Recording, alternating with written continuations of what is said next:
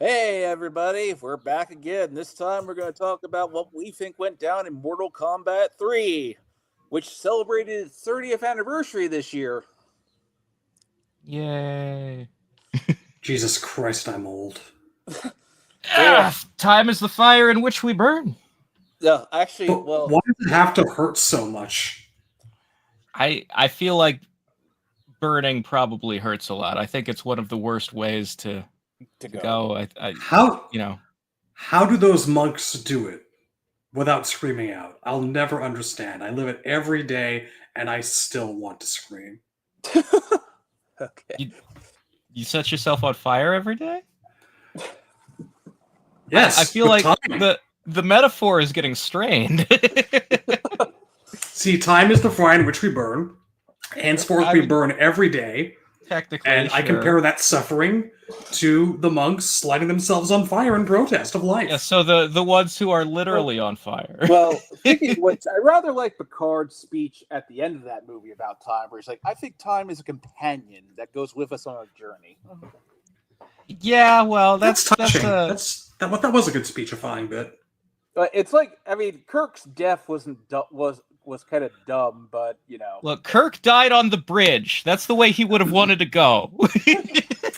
You know, Christ, that was terrible. I love it. I love it. I love it. People give William Shatner grief for those final like two words he has, where Kirk's just like, "Oh my."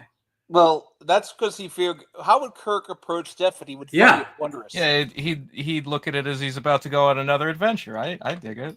it's like he's saying. It's almost like he's saying he's seeing what's on the other side, and you're getting his reaction to it. And Yeah.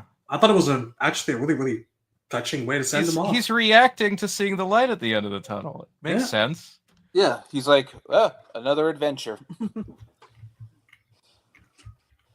But anyway, I guess this time we don't have a comic book, unfortunately, to go off of for what happened. Yeah, that's kind of the To my problem. great sadness. Out Because of all four games, man, the only one without a comic book is MK3. Oh, and it could have. Oh, there was just so much to do.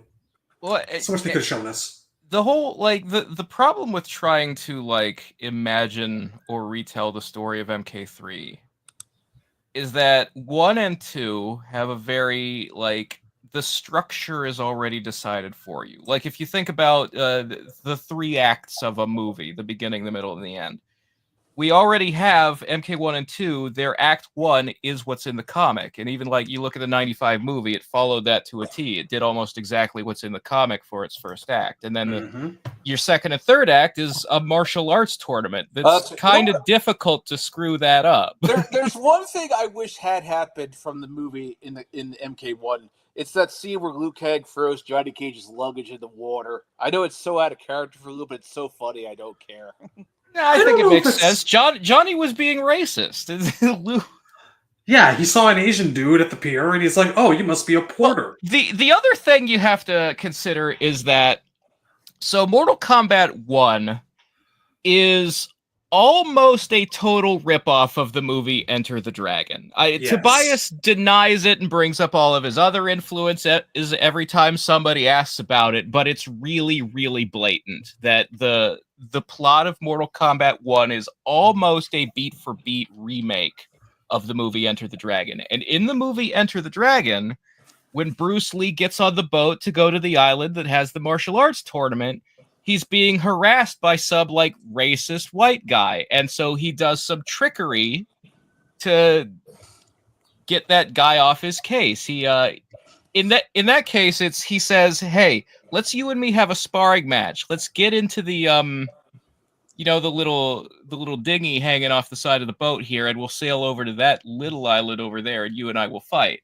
And so the white guy gets in the little boat first, and Bruce Lee like unties it and lets him sail off and doesn't get in with him. He's just like, "Bye." Oh, genius. That is the equivalent. If Liu Kang is going to be Bruce Lee, he's got to be a little bit cheeky like that. He's got to do some of the same stuff. I don't think it's out of character at all. I think I think Liu's got a little bit of a personality to him, and he can crack a joke. He can smile. He can be cynical. Well, not cynical, but like smarmy if needs be. Yeah, I think the people sort of forget how similar Lou is to the adaptation version of him, because they imagine game Lou as, you know, having spent his entire life cloistered in the monastery, and that's not true. He did leave the Shaolin. He's traveled the world with the White Lotus Society. He has been to America. He didn't necessarily become a bicycle messenger or a ramen noodle delivery guy or whatever Robin Shu was supposed to be. But but he has been around, and he's not necessarily, you know, as stiff and bland as you might imagine. Yeah, but that's what Raiden is in MK12, which I think. Yeah, that's just sort of.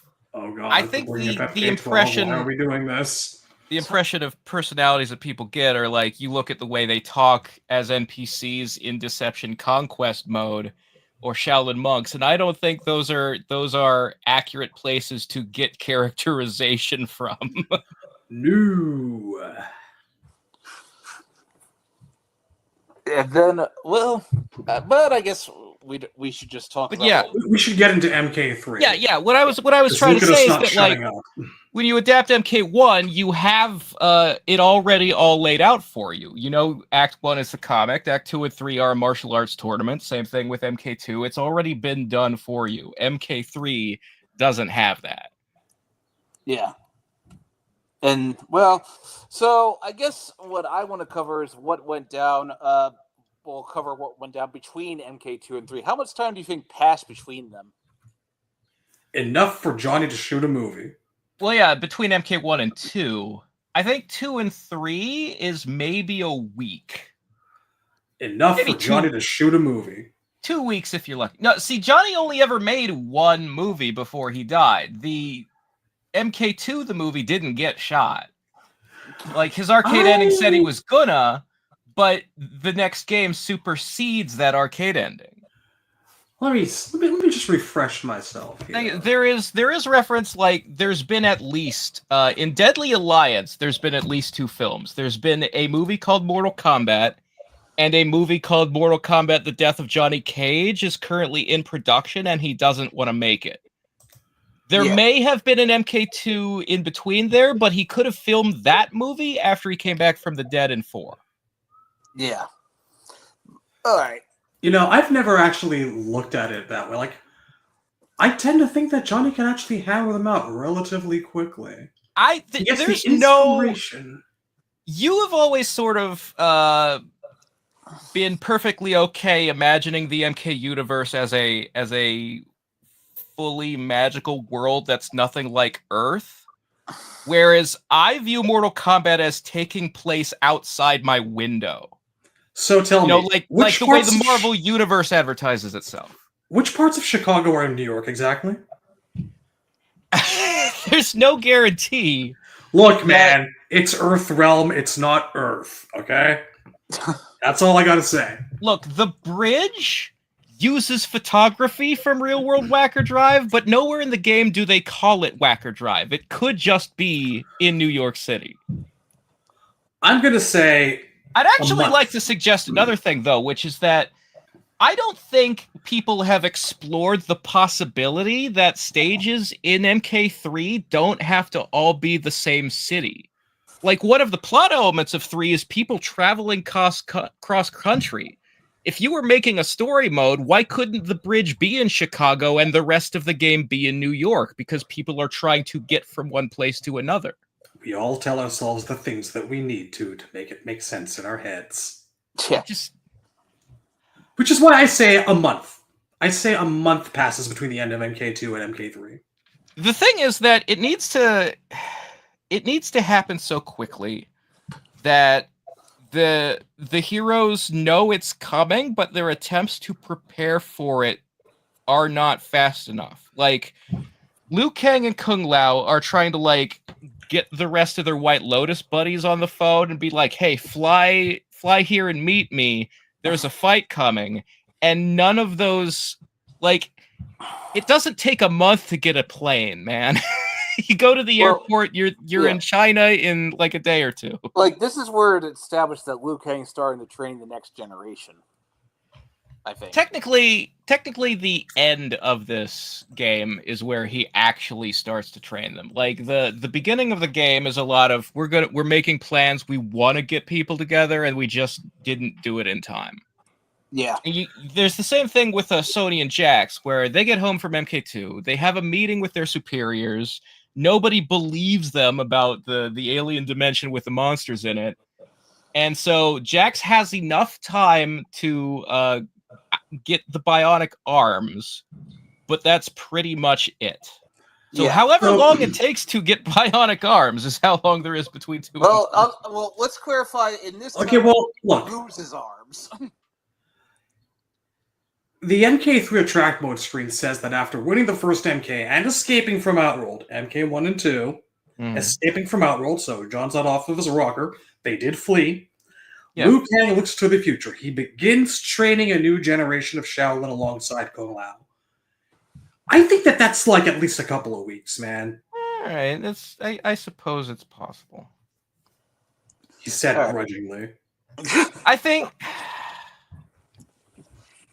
So one of the things that I have often thought about is that if you have all these characters, once the invasion starts, wherever they are in their home cities or whatever, they then have to travel across a ruined wasteland version of Earth to meet up with each other, which means that there's not going to be public transportation. You're not going to be able to catch a flight.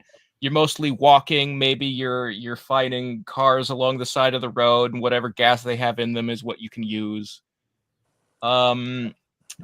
So if you're in China and everybody in the world is dead, and you need to get to New York, that's a hell of a long boat ride. So maybe if I was retelling MK3, I would try to find a reason for Liu Kang and Kung Lao to already at least be somewhere in the continental United States. So, for example, the Shaolin Temple might have like a branch in San Francisco or something like that. You know, maybe they were in Chinatown looking for recruits. Yeah. I also, you have to have near Liu Kang's art studio. Well, I'll tell you, the Wu-Tang Clan represents the Shaolin, and they're out of Long Island, New York. So maybe Liu Kang and Kung Lao were actually super close. I think that in the Malibu comics, Liu did have a studio in San Fran. I think he lived in San Fran, according to Malibu. Yeah. In Malibu, he was comics. Did you mean to do that? Just wondering. No, it's just because San Francisco has the most famous Chinatown in America. Fair. Yeah. Big Trouble in Little China is set in San Francisco. Yeah. Well, here's I think I want to go over is what was happening in Outworld between MK2 and 3. I think, where we last left off, Katana was like, she was like on, kind of a fugitive now, and I always imagined that Jade was the one who kind of confronted her and said, "I have to bring you in." Yeah, we talked a little bit about that last time, that it was probably Jade who, found Melina's body or was spying on them when Melina died and had to bring her in. The thing about, Jade's whole arc in Ultimate MK3 is that, her bio tells us explicitly that she has to choose between, saving a friend or disobeying her emperor. It's actually supposed to be kind of a tough choice for her.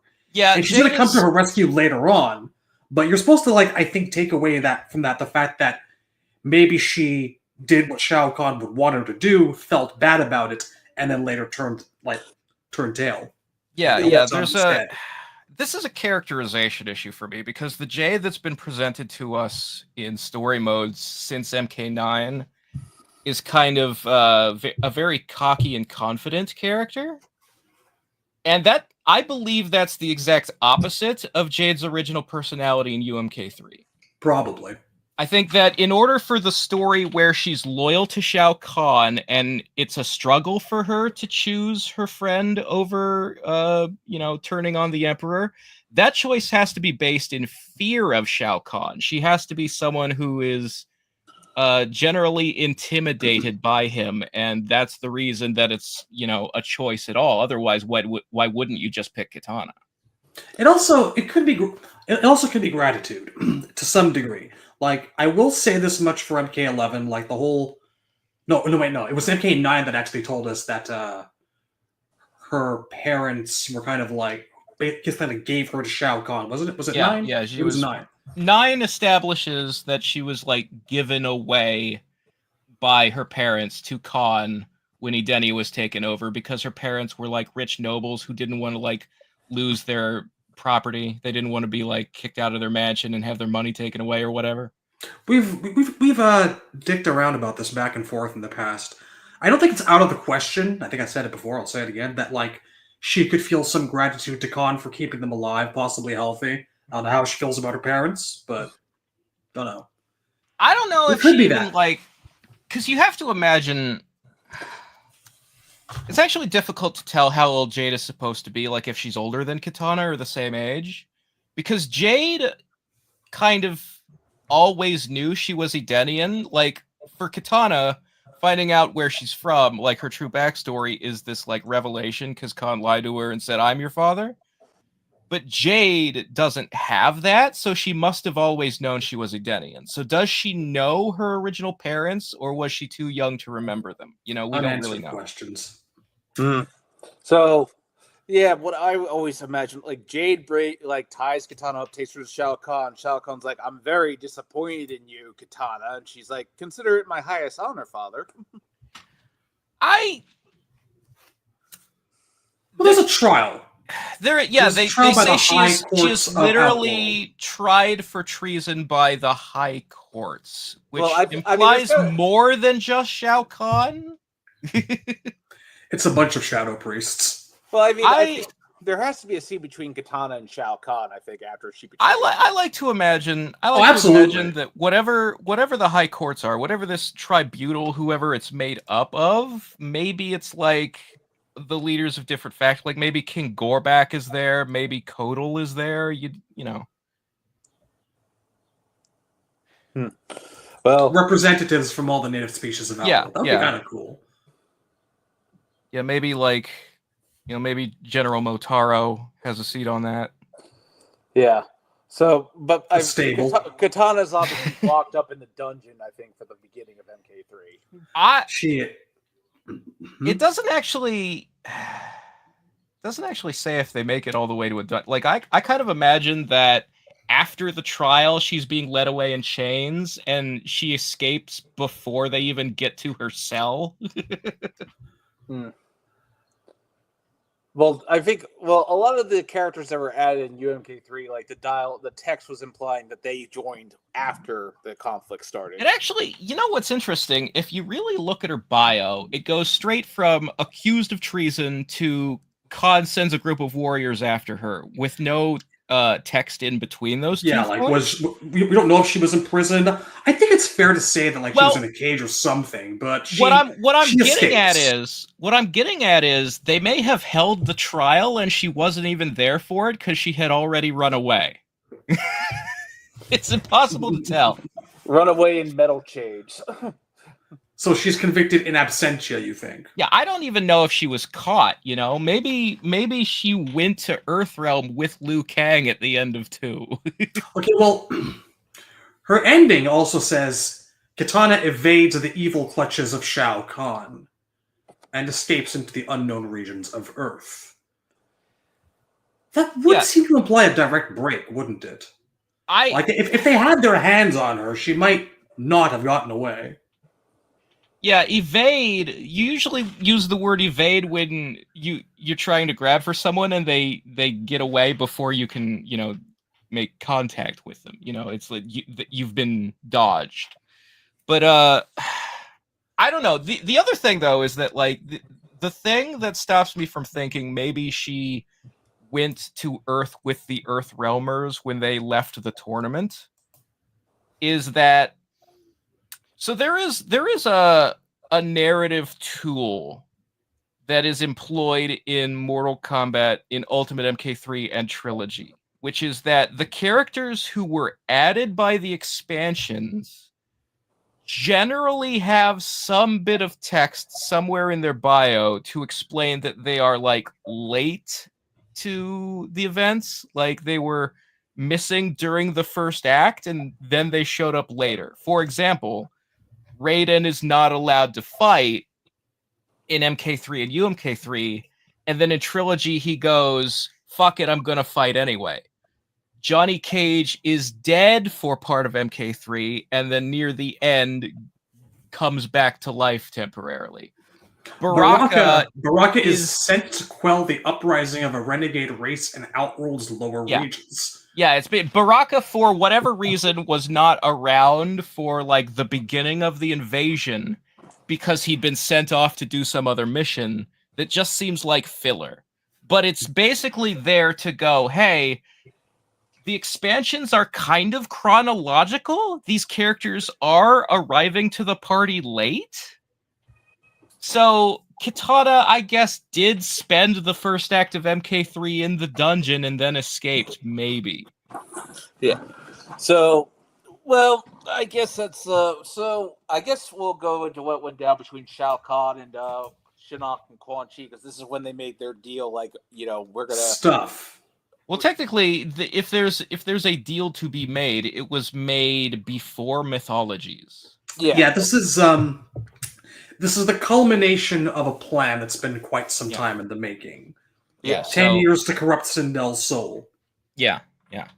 They've been working on the resurrection for 10 years, and the entire reason the MK2 tournament was held was when this ritual nears its end, they don't want Raiden to find out about it and stop it. So they're like, hey, if we do this, Raiden will be in Outworld and he won't sense what we're doing in Earth.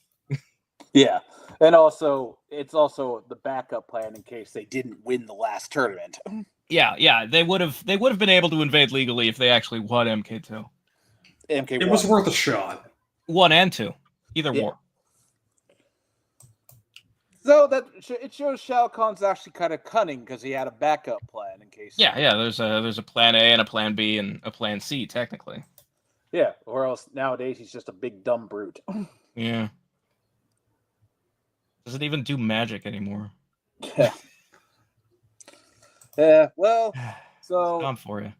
So this is where Shang Tsung is the one who resurrects Sindel and the Shadow Priest. Yeah. The idea being that it probably does not happen in the desert. It probably happens in the temple. That is what that stage is most likely for. The church does in fact have a Shao Kahn logo on the floor. And also, I love that she was actually in a burial gown in MK3's opening, where else in MK9 she's just butt naked. Yeah. Aesthetics, people, they matter.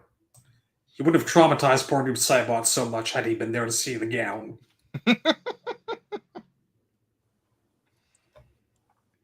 He was very concerned. This skeleton turning into a grandma, and he's like, should I fight this thing? Is this the right thing to do here? How old is Sindel in terms of Earth Round years? You think? There's no way to answer that question. There is no chronological way to define it. There's the simplest explanation, the simplest logical way to look at things is Kitana is 10,000 years old and looks like to be in her early 20s to mid 20s. Yeah. Therefore, Sindel, who you probably give late 50s, I would say is somewhere in the neighborhood of 50 to 60,000 years old. She's been around for a while, I think. Well, I think if you do it mathematically, if 10,000 Edenian years is about 25 Earth years, then she's got to be like 20,000, 25,000, 30 at most. 30 or 40, I'd say. I don't know. We have no idea how these goddamn. I mean, we know don't that know how long Kitana was a baby for. We've had that discussion so many times. Yeah, we don't know how fast they age. But we do know that Sindel had fully gray hair when she died. So she's got to be however old your hair goes completely gray, like 50 or 60. In human terms. Well, I'm trying to remember if there was On the a other bit in hand- Armageddon that like referred to. Well, Shao Kahn is still planning on invading Edenia, still trying to invade Edenia during the time period where like Taven is up and about and Shinnok is still on the up and up. Armageddon Conquest, like the opening cutscene is like this flashback to Argus and Delia talking to each other. And that flashback takes place during Shao Kahn's invasion of Edenia. Even There's though dialogue Shinnok about it. fallen by now, so Taven should have known that. Because Delia's like, are you sure it's safe to leave our kids in Earthrealm? What if Khan goes for Earthrealm next when he's not here? And Argus is like, he'll never go for Earthrealm. We're gonna beat him here. And what I don't get about that is that shouldn't Shinnok's fall have already happened? Well, they never say when Shinnok fell. Like, there's nothing that says it has to have been before Shao Kahn. It is the kind of thing which, growing up, I always actually kind of tended to assume happened way before Shao Kahn because they just make Shinnok seem like this ancient threat. But when Armageddon came out, I was like, really, Khan was still trying to do the thing at this point. He was all It was surprising. It is a little weird, but the thing I think that throws people off is that part of the Shinnok backstory is that him and Raiden wiped out the reptiles race. Yeah. Mm-hmm. But so people think, oh, they were fighting when the dinosaurs were around. Reptiles race aren't dinosaurs; they're the evolution of dinosaurs. The dinosaurs were already extinct. Yeah. You know how long evolution takes? Millions of years. The dinosaurs died way before Shinnok got there. Yeah, I've never thought that it was dinosaurs. I just imagined a bunch of primitive reptile people running around for their lives. Yeah, but I think people don't really research how long ago 10,000 years is in terms of like humanity. Like, we were still pretty primitive 10,000 years ago. Like, we were not that different from cavemen 10,000 years ago. It's human civilization was invented a lot more recently than you think, is what I'm saying. So like Well, I just wish we had something from Reptile's civilization to denote their level of technology that isn't just a sword. That would be nice. Well, I always liked. Speaking of the fall of Edenia, I remember the only thing I remember about the Defenders of the Realm, like depicted as like you see Gerard. How do you say his name? King Gerard. Jared? Jared, yeah, he like Gerard. There's only one R, yeah. There's two R's, but they're next to each other. Jared. Jared, yeah. He like kneels over in pain, and you see Shao Kahn's silhouette like raise his fist, and like you obviously don't see the impact, but it's implied that he executed him right there. We don't have a lot to go by, but there's a statue in Deception that's had its head chopped off. Yeah. So I imagine Shao Kahn chopped off Jared's head. Always been my running assumption. Or maybe like crushed his head like a watermelon with the Wrath Hammer, Yeah. Some kind of decapitation. And then, it was and Katana was a baby, I think, when this was happening. Yeah, that's generally the assumption. I mean, there's adaptation material that depicts her as older, but the thing is that for her to not remember her father, she would have to be too young to have formed memories of her father. It's a whole conversation separate from MK3. The adaptations gloss it over with like memory magic or mind control, but there's none of that in the actual canon. Yeah. She just must have been very, very young. I think she was just born when it happened or something. Well, you've got to look at the Sindel MK3 ending, which features a little troll thing, which is supposed to be Katana. Yeah, but that's like... I think you're supposed to look at that and think that's the age that she was at when all this stuff happened. And again, it boils down to like, we don't... There's like multiple events, though. There's like Jared's death, And then there's Sindel's death. And that picture would have been around when Sindel killed herself, I have to imagine. Because it's a picture of, like, Sindel with Kitana. Yeah. And obviously Kitana does remember her mom. So when her mom died, she was old enough for that. But she was not old enough to remember her dad. So it's two different events, and there's a space between them.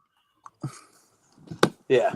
But the thing that I take as the biggest piece of evidence that Kitana was like a baby when Edenia was conquered and Jared died is that if she was like, if the Princess of Edenia was any older than a newborn, then the population of Edenia would know that Kitana is Jared's daughter.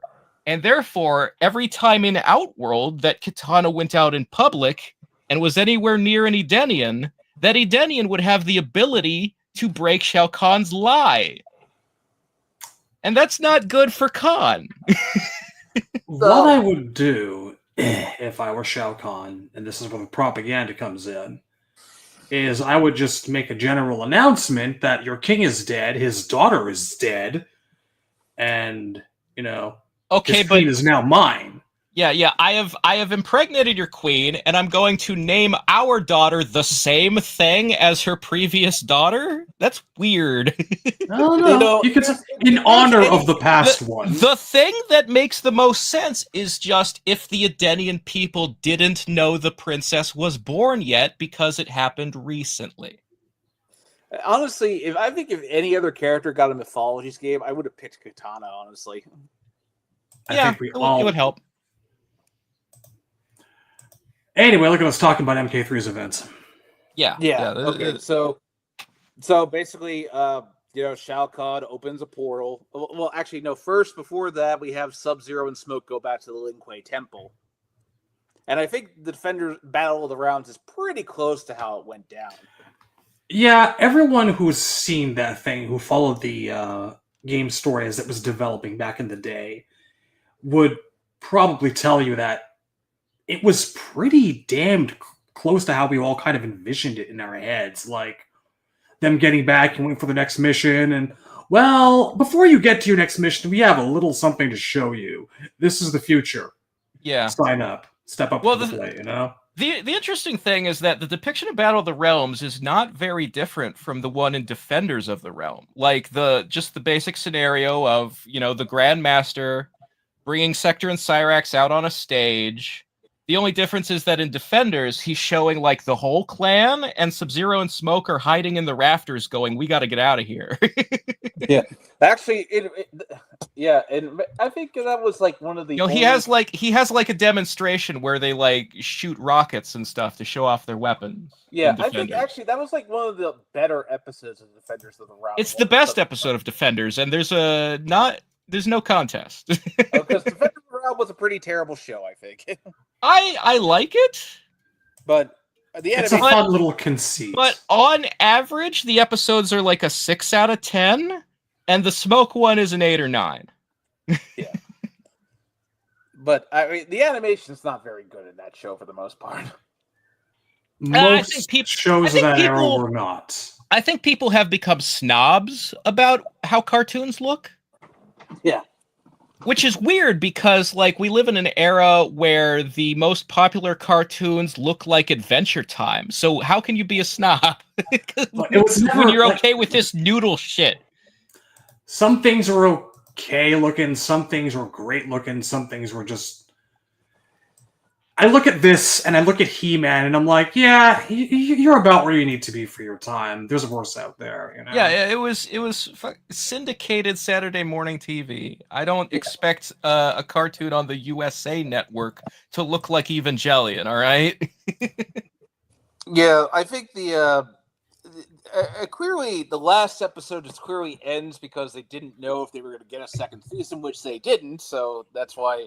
Well, a lot of cartoons basically ended like that because they never knew if they were going to get more episodes or not. It's kind of a weird cliffhanger because the last episode of Defenders has, like, a rebellion and Shao Kahn, like, runs away from the castle. Yeah. And it's you're left to wonder who's going to be in charge, the Centaurs or the Shokans, because they're fighting. And Raiden says, "I want you want to know who's the next emperor's going to be, but we got a round to protect." So it's like, yeah. I mean, Khan and the Shadow Priests got away, so they could have just started season 2 with, and then Khan beat them up and took his throne back. Yeah.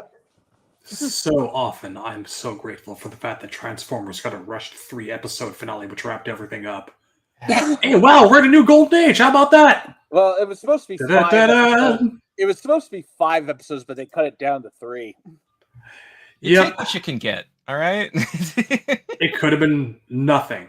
It could have easily been nothing. Yeah, most shows get nothing for a finale. I think the return of Optimus Prime would have been a pretty good finale for Transformers. That was a weird 2-parter with the hate plague and all that shit. Oh, I mean, it brought Optimus back, so people liked it. It did, but we're getting off topic. Yes, we are. Okay. So anyway, as the intro shows, we see Shao Kahn breaching, Sindel's resurrected on Earth. Shao Kahn breaches the portal, and he basically starts taking everybody's soul. Yeah, the very first thing he does is wipe everybody out, the whole population of the planet. Yeah, we should this is where I want to bring up why Shao Kahn's keeping Kano around. Because MK9 takes the stat that he wants Kano to teach his soldiers how to use Earthrealm's weapons. That does not necessarily have to be for an invasion. Although it should be said, according to Stryker's MK3 bio and all that and his ending, there is, when Shao Kahn's pyramid, his tower touches down, there is chaos in the streets. Yeah, there's enough time for the police to send out the riot control guys because the population is running wild. Oh my god, what's happening? Whatever the process is of starting the invasion, opening the portal, drop the castle in the middle of the city, stealing souls, it's kind of it happens slowly enough for people to react to it. Yeah. There could be Snaggletooth Tarkatans running around with shotguns. It's possible. And then Shao Kahn might do it out of spite. And then Shao Kahn starts stealing souls. I don't know. That's when Raiden puts the measures in to protect the chosen warriors. So it should be said that the that one image from the attract mode is just. I've always pictured some Final Fantasy VII live stream shit happening when Shao Kahn sucks everyone's soul out. It's just streams of green from all over the globe. You should be able to see it from space converging on New York City. It's a monumental event. And it's always going to be a shame that MK9 didn't do it right. Not to shit on it, but I was so looking forward to it, Yeah. Yeah. I mean, we've said many times on our own podcast that not a single one of these screens in the attract mode actually happens in MK9. Not one. It's so frustrating. No, I was like, did you guys check this for accuracy? And apparently, they didn't care. I don't think it was that they didn't care. It's just, if I've said it once, I've said it a million times. By definition, Mortal Kombat 3 story is an incredibly long thing, which requires so much time and effort to get right down to the last detail. Right, which is always, too much to ask for. But when you've got a third of a story mode, not a whole story mode, a third of a story mode to dedicate to it, you unfortunately have to start cutting corners wherever you can. And I wish there were certain ones that they hadn't. I would like to suggest, if I may, that sometimes when you're telling a story, you can employ a tool that is known in the film industry as a montage. So imagine, if you will, the film Ghostbusters from 1984. Everybody needs a montage. The moment in which Walter Peck has them shut down the containment unit, and the roof blows off the firehouse, and there's pink streams of ghosts shooting out across the city, and there's this, moody music, this ba ba ba ba ba. I believe it's magic. That sequence. You could have done that in MK9. It would be less than a minute. It's a montage. They're quick by definition. Yeah, but this is when Shao Kahn sends out Mutaro and the Centaurs to exterminate who survived. Yeah, that's another thing. While this was happening, Raiden knows what's about to happen, and he sets about protecting the souls of his chosen warriors. How hard would it have been in this montage to have one shot, 3 seconds, just a bunch of horsemen running across the desert? Can't do it.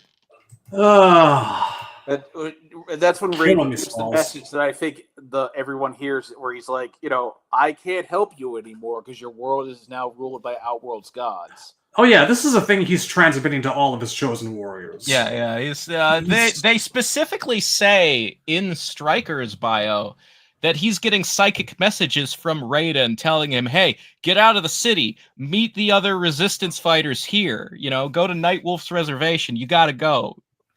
Yeah, Raiden is like, okay, all of you, I'm saving your asses, you gotta go to this part of America, Arizona, whatever. Yeah. Let's pause for a second, because we know that currently we have Sub-Zero and Smoke probably on the run from Sector and Cyrax. We know that Sonya and Jax are at this point, so. Well, that's something I wanted to bring up earlier. I don't know how far Smoke got. He probably didn't leave Asia. Yeah. But I've always liked to imagine that they're on the run for Smoke and Sub-Zero, probably on the run for at least a few days, maybe a week or something. So here's how I always imagined it. We were talking about it being, Battle of the Realms being fairly accurate. I think Smoke got caught on the front lawn. I don't think he made it away from the temple. Harsh. I imagine the two of them, they're running away from the building, and the Lin Kuei Temple is in these snowy mountains every time we see it. And I kind of imagine that in this situation of Sector and Cyrax coming at them, that Smoke probably argued with Sub-Zero, you go, I'll stay and hold them off. No, I'm not leaving without you. And then he's pushes him down the mountain or some shit, I imagine that too, but I like to have a nice bit of tension and a feeling that, the stakes are not... What's the word? What's the phrase I'm looking for? I like to feel there's still that last little bit of hope, You want to root for your guys because they almost maybe make it out of China together, but they just don't. So I say a couple of days on the road at least. I don't know. I just because usually when we see, when we saw it in Defenders, it was just outside the temple. When we saw it in Battle of the Realms, they were still in the temple. Sub-Zero got blown through a wall. The one thing I don't like about the Battle of the Realms version is when they capture Smoke, they get him by using Borg nanite tendrils. I think that level of technology is too advanced for 1995. It's I don't have objection. I mean, we had shit like nanomachines not too long afterwards in terms of our fiction. I mean, I've always pictured that nanomachines are part of the. Well, nanomachines are part of the process. Yes, what the weapons are made out of. Canonically, the Cyber Ninjas do have nanomachines in their oil stream. It in Deception, it's established that they function as in place of white blood cells. The Cyber Ninjas can actually heal from damage because they have a nanite immune system that rebuilds them. And in Smoke's case, in Deception, this system malfunctions, takes over his body, and turns him into nanosmoke. But the idea that you can inject people with them to assimilate them, it's very Borg. Yeah, and it's a little. It makes the automation process too easy. what I want to see from the automation process of actually turning someone into a cyber ninja, I want to see you strap a human being down to like an operating table against their will and start going at them with a bone saw. Oh yeah, you know? like there's always been buzzsaws involved, removal of parts. And I think the best depiction of that is like that one scene in Legacy where Cyrax wakes up. Oh god, half of me is gone, and we're turning him off. And there's a moment like that in Defenders, like it's kind of as much as you can show in a children's cartoon, but it is Smoke awake, strapped to the table and screaming. Mm-hmm. And the screaming and the resistance, you don't get that if you can just eject a tube into their neck and make them shut the fuck up. I say the nanomachines, if used on capture, make them docile, then they bring them back and start hacking and cutting. But that's not as fun because they don't scream if they're docile. But, look at it. We've been talking about this for 5 minutes. I only wanted to say briefly that while all this has happened with Sub-Zero and Smoke, we know what Jax and Sonya are up to. We know that Johnny's probably on his way to get killed right now. There's that. We'll get to Johnny. So there's actually I want to talk about. Okay. I wanted to bring up where the hell we think Cabal is at the start of this. Where we bring up where he's getting messages from. So I always kind of imagine the imagery around Cabal at MK3 always shows him like walking in a desert. So I think he's like the Black Dragon probably have, some stronghold out in the American Midwest. He's hanging out in one of their warehouses where they keep all their guns and shit. And maybe another member of the Black Dragons is there with them, like Jarek or some shit. And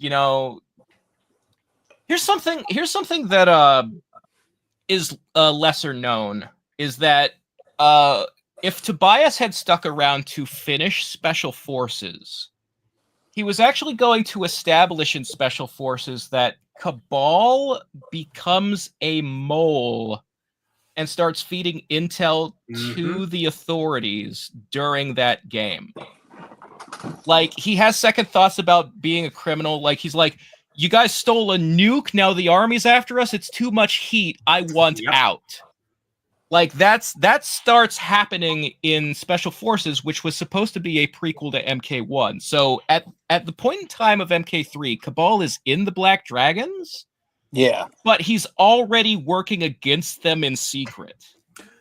Which is actually one of the reasons I wanted to bring this up, because given what we know he goes through to keep himself alive, I feel like he's got to be in a relatively fortified place. Well, not fortified, but like, he's got to have equipment available to him. Yeah.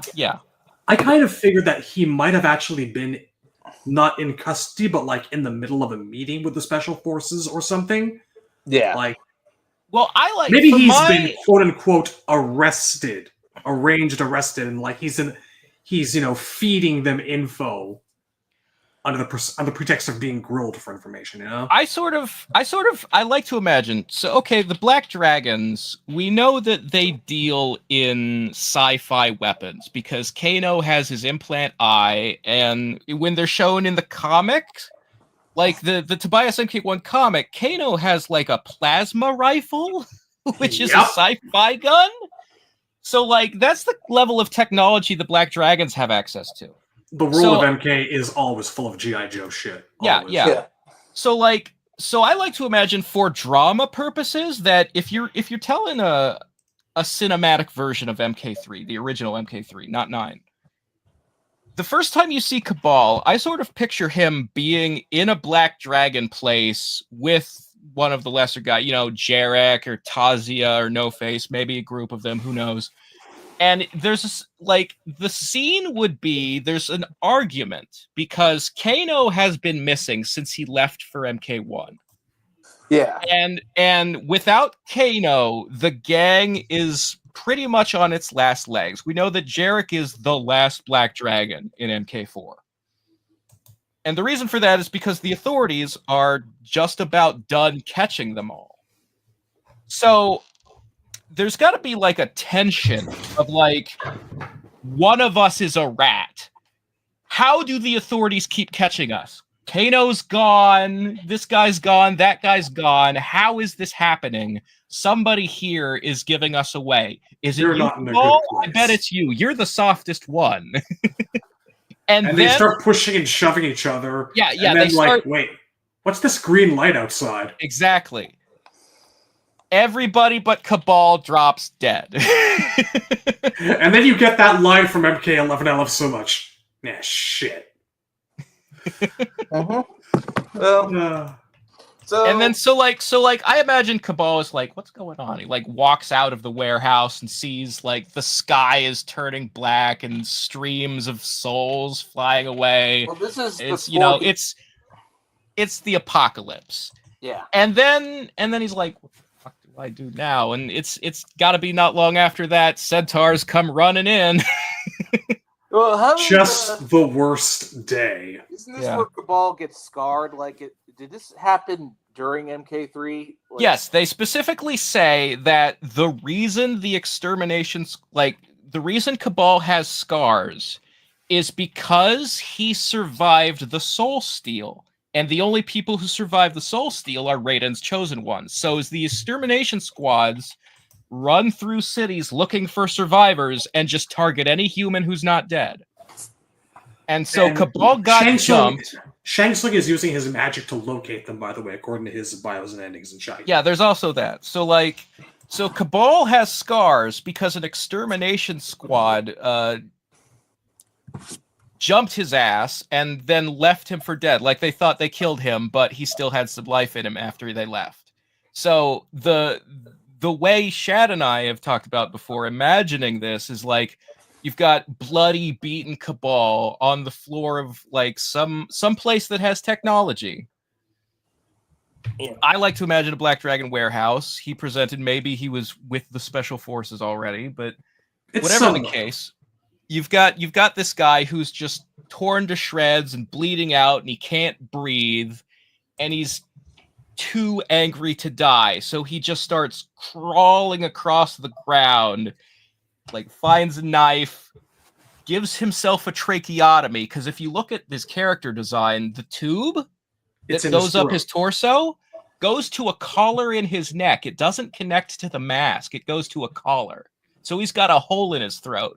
Breathe out. I'm gonna just to mention a theory that I've always had and I've always wondered about. I've always thought that the initial plan that went into Cabal's character design was to have him be kind of a walking dead zombie guy.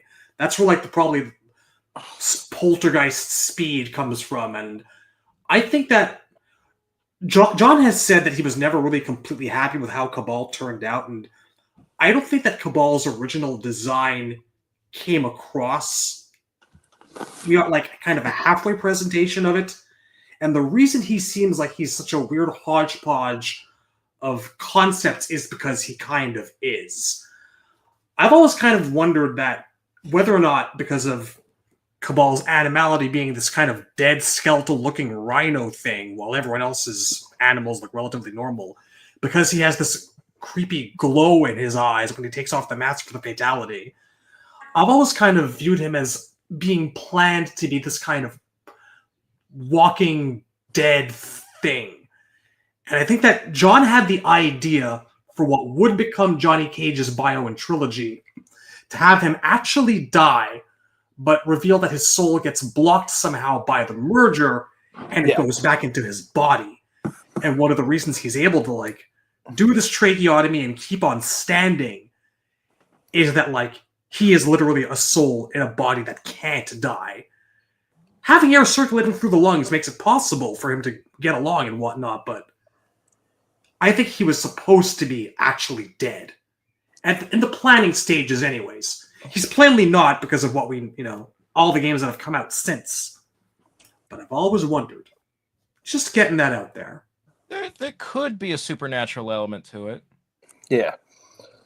So, but I think, but you want the imagery of like this guy who is just a mess, just absolutely ripped to shreds, and just refuses to stay down. And it's about he's a survivalist, and he has to put himself back together.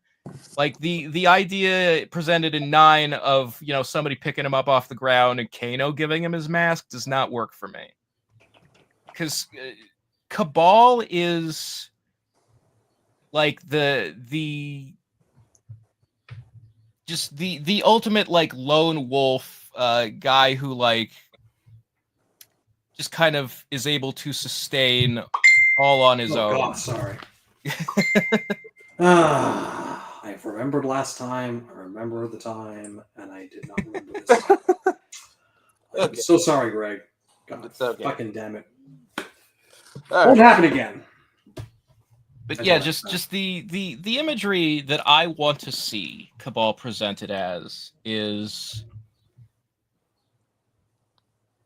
the supernatural element of it isn't that far off, because there are, I guess, similarities between Cabal and Scorpion.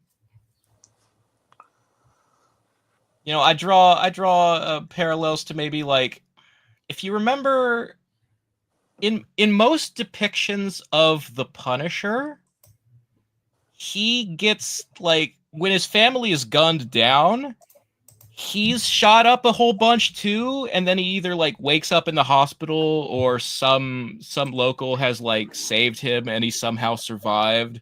Mm-hmm. So there's always an element to it of like the Punisher, people thought Frank was dead, like he died with his family, and they're surprised when he comes back. Yeah. And that's sort of how I see Cabal, is he's sort of the Punisher, or like Jason Todd Red Hood of the MK universe. Yeah. Well, they can't decide what side he's on. He'll sometimes. See, that's the problem, and that came after MK3. The thing about Cabal and MK3 that makes him such a great character is that he's a story of redemption. He's a guy who comes from a life of crime, And he makes good. and like the way he's been scarred up is almost like paying for those sins, and it's one of the big reasons that he's now turning his life around. Yeah. Is that he's been punished for that life of crime. You can't get any worse than being all scarred up and a handicapped person, you know? Yeah. And it's like that he's had his moment of clarity, and now he's turning his life around because of it. But you don't get that in 9 or in 11 or in Deception. Like every single time they've brought him back, they've not understood the appeal of the character. They get parts of it right every time, but different parts. It's yeah. They always mix and match the pieces, and that's the problem. Is that the specific order the pieces are in MK3 of starting with a criminal, then he gets scarred up. That causes him to become a good guy. That story is the only version of those elements that works. Okay. Everything else just like either makes him Striker 2 or Kano 2. We don't need 2 Strikers or 2 Kanos. Yeah. And well, I guess we've talked about Cabal quite a bit. Let's talk about how Johnny Cage died, because I guess that's around the time this happened. While we're talking about extermination squads. Yeah. So let's get this straight. Cage is buried. They bury the guy. That gravestone, as far as I'm concerned, has always been a canon thing. He does have a tombstone in the graveyard stage. Why would you have a graveyard stage if that's not relevant to an event that happens? They bury the guy. The way I see it is that Cage has at least rendezvoused with like Jax or Sonya or Lou or whatever. Yeah. Probably has a more emotional impact if Sonya's there to witness this. But Cage isn't alone when he dies. Yeah. There's a fight. There are centaurs, and they are angry. And he tries to do something stupid and brave. And I don't think that Annihilation is very far off the mark when it comes to this. It's not Shao Kahn who does it. We know that Motaro is supposed to be the one that does it according to the removed picture from MK3's track mode. Yeah. And one of the few things 9 did right is confirming that it was Motaro. Yeah. Of course, saving Johnny Cage triggered the Sindel scene, and we all know that. So, yeah, good job with that. But anyway, yeah, I do think it's better if like some of his friends are there to see it when he gets killed. I think Raiden could deliver a eulogy. Well, there are some things. So like, where is the graveyard stage? It's not in the city because the background is like. No, it's out in buttfuck nowhere. Yeah, it's rolling hills and mountains, and there are like a couple of windmills back there. It's somewhere in a rural area. Maybe it's supposed to be near Nightwolf's reservation. I don't know. That's what I've always thought. It's like they were almost there. I feel like they were pursued by centaurs for quite some time until they like knew they were about to be overtaken. Maybe their jeep crashed or some shit, and it's like, okay, we have to take a stand right here, and it just goes terribly. And maybe maybe Lu and Kung Lao show up to like save their asses, and because I can't think of two other people who aren't like in Mongolia or crossing the ocean right now who could turn the tide like that. That's probably where like Lu and Kung Lao show up to rendezvous with them. Well, something that I've always kind of, I suppose the way I imagine it in my head is that you kind of want to see, I don't know, like Johnny get a heroic moment before he dies. So what I like to picture is maybe it happens in Los Angeles and Johnny is like trying to lead people to safety. And then like you get kind of like a really downer, it was all for nothing moment as their souls get stolen. Yeah. I mean, he would be in Los Angeles when all this goes down. There's no question about it. He'd be in Hollywood. Yeah, I like the idea of like him sort of having this moment of despair, and then the extermination squads like catch up to him, and he gets like a pissed off last stand. So he takes a bunch of them out before Motaro gets him. Oh yeah, I'm not saying I don't think that he should just get like grabbed and smacked down, you know? Yeah. There should be it should be a last stand, absolutely. Like he shouldn't just but I'd like to see I'd like to see like a whole horde of like Tarkatans, like, and he's like doing brutalities and stuff. Yeah. Taking as many of them down with him as possible. Yeah. Yeah, I always imagined that. Yeah, like Annihilation, Sonya is probably there because, like, you know, there's not a lot of opportunities in a story mode to have the characters' fatalities. Yeah, and a lot of fatalities don't necessarily fit the personality of the character. Like Kung Lao would not actually like cut people into shapes so that they peel like the petals of a flower. That's a little bit out of character. But it's But if you're ever, you know, if the opportunity ever presents itself to you, I think you need to take it. I want to see Johnny Cage doing torso rips, which means you need to get him to a place where he's angry enough to do that. Yeah. And, well, so, like, who do you think meets first? Do you think Sonya, Johnny Cage, Jax meet first? Well, I was gonna say this when we were talking about, like, when I was talking about maybe Liu Kang and Kung Lao were in, you know, Chinatown, San Francisco, looking for, you know, new Shaolin recruits when the invasion started, so that they don't have to take a boat.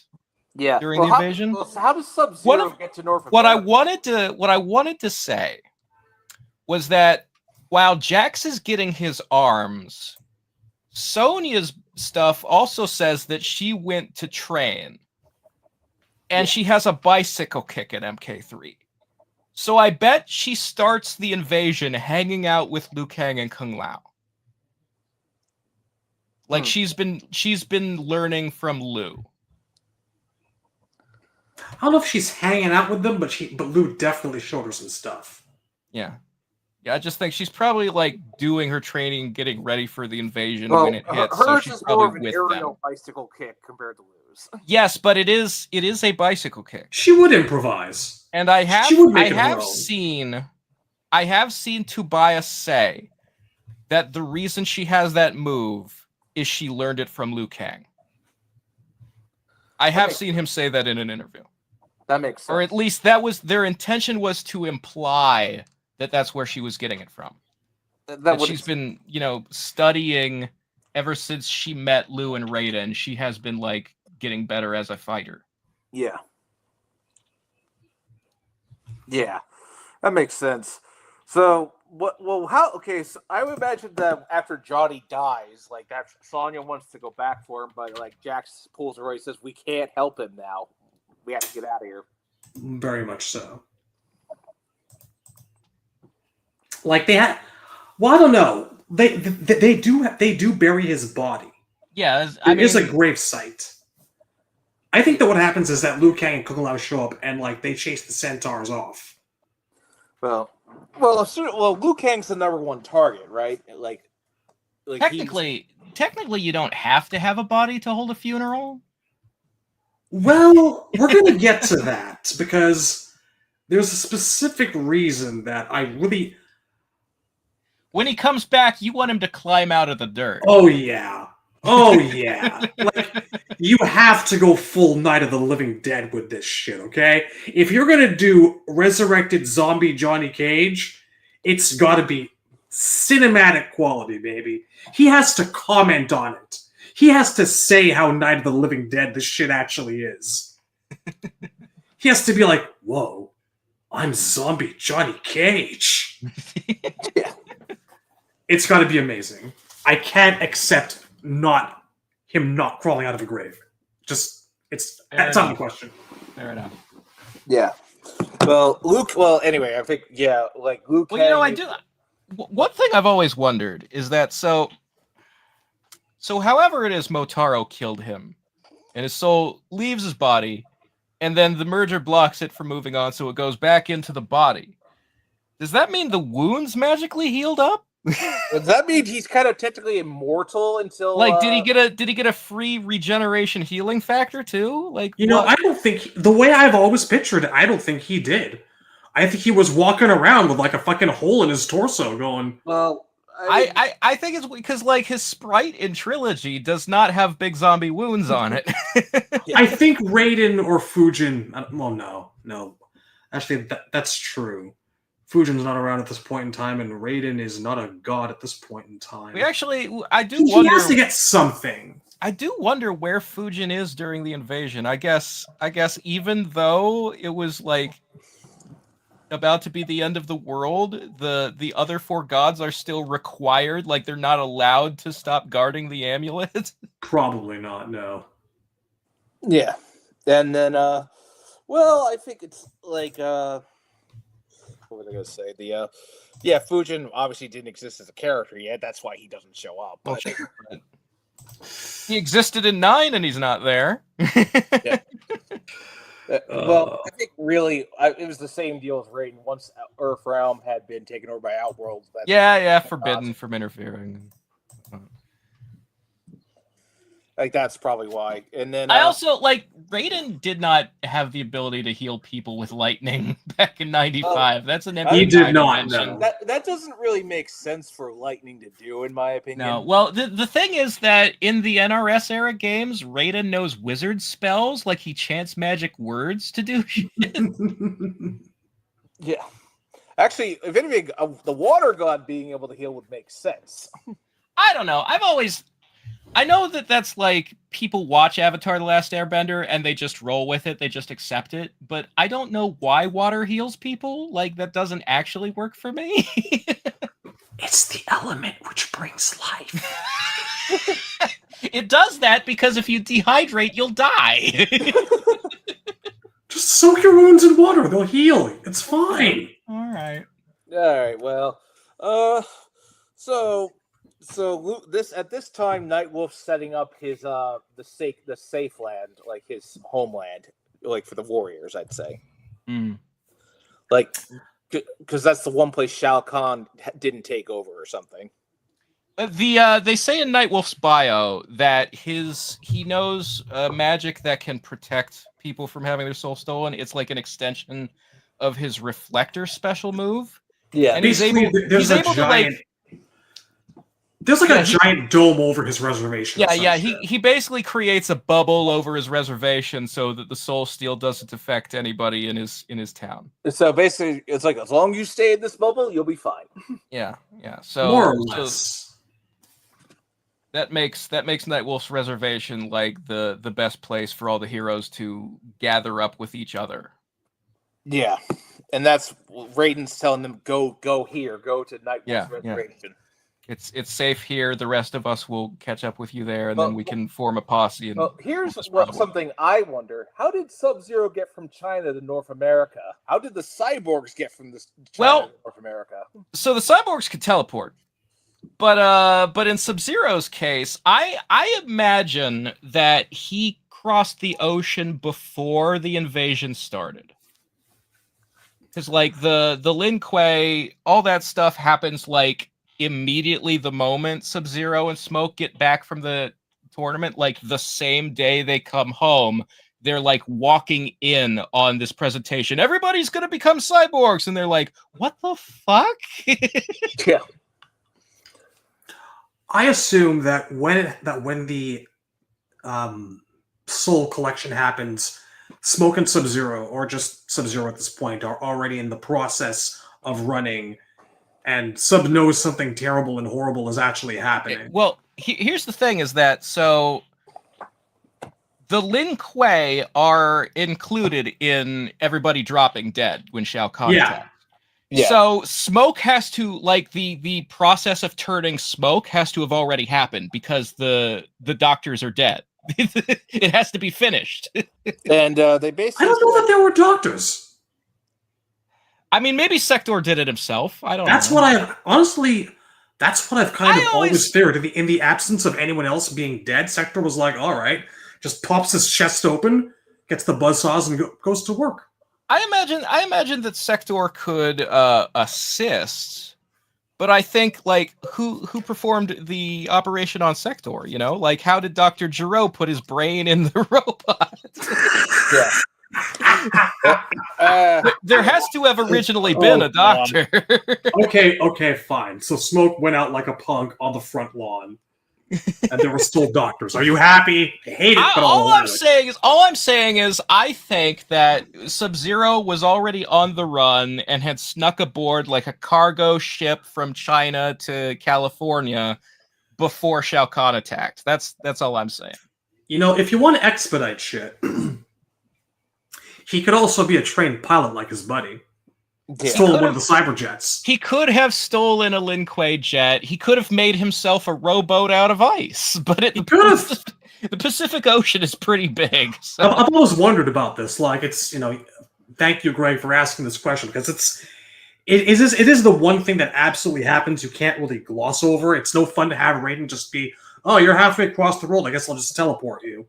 Yeah. You know, there is actually Doesn't Deadly Alliance say that Sub-Zero makes a boat out of ice to get him and Frost to Shang's Island? He does. So I don't know how far of a boat ride it is from China to Shang's Island, but apparently it's no big deal for Sub-Zero to row there on a boat made of ice.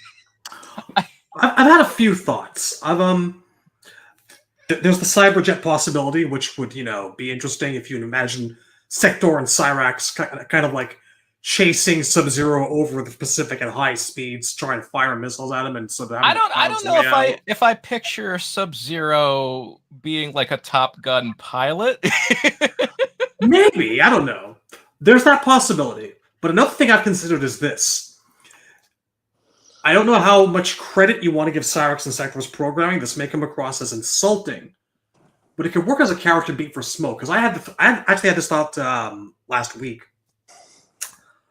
What if, like, in order to avoid like heat-seeking technology or whatever, as they're flying up over the Pacific Ocean trying to scan him, what if not only does he make a boat out of ice, but like he kind of encases the top part of it in ice as well to keep him hidden, so that they can't read his heat signature?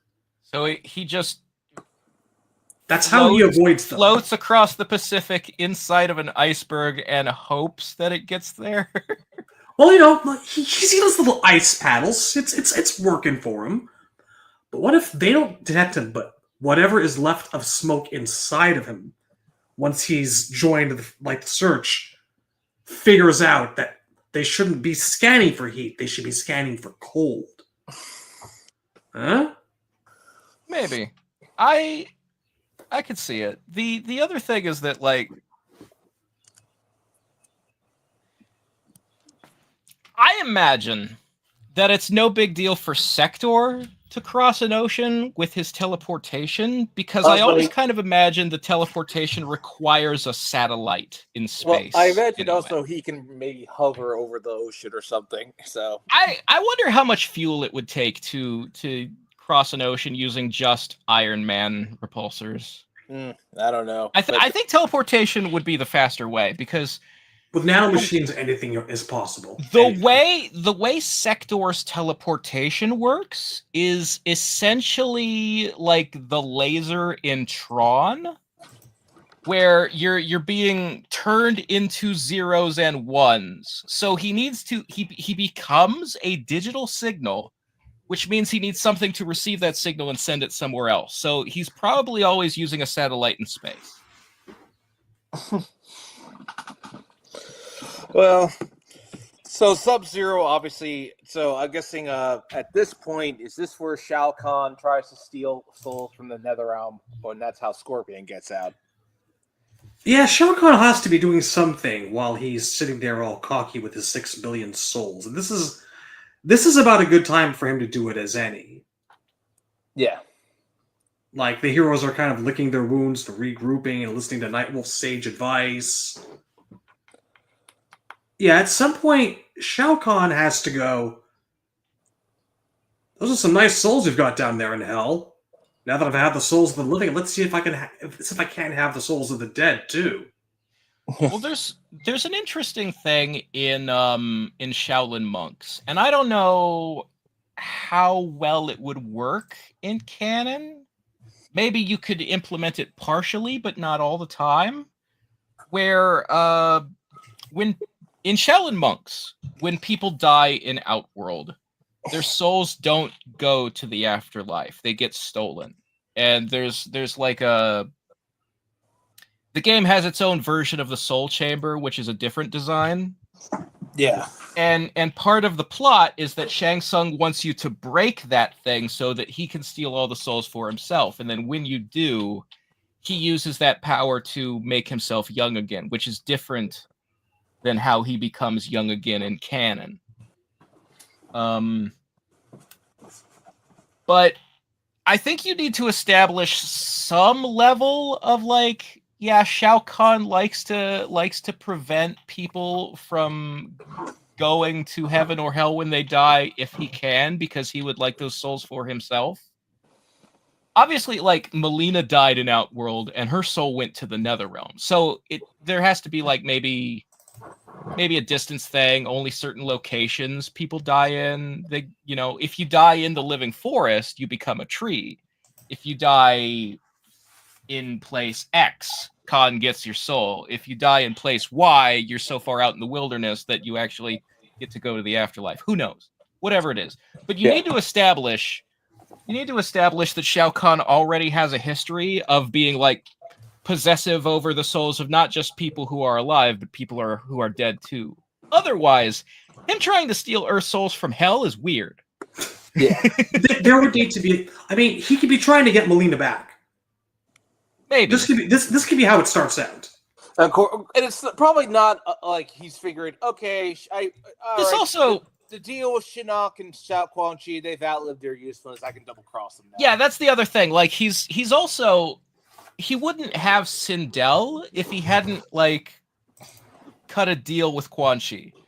So to now be stealing souls from the NetherRealm so quickly after the deal to bring Sindel back was completed, I'm not saying Shao Kahn wouldn't be that kind of dick. Of course he would. It's still a little fast. It's fast, but this is what serpents do, right? They turn on each other. I do think Shao Kahn is probably like if he has He's right. if he's completed the process of stealing all the souls from Earth, he's like, well, I did it. I won. I'm already the most powerful guy in the universe. Who's gonna stop me? He's riding a high right now. He's got everything that he's ever wanted. He thinks it's already all wrapped up. No one can stop him. Might as well dip my, fingers in Shinnok's pie too. And you can't have just one. But at that point, somehow Scorpion gets out from that. Yeah.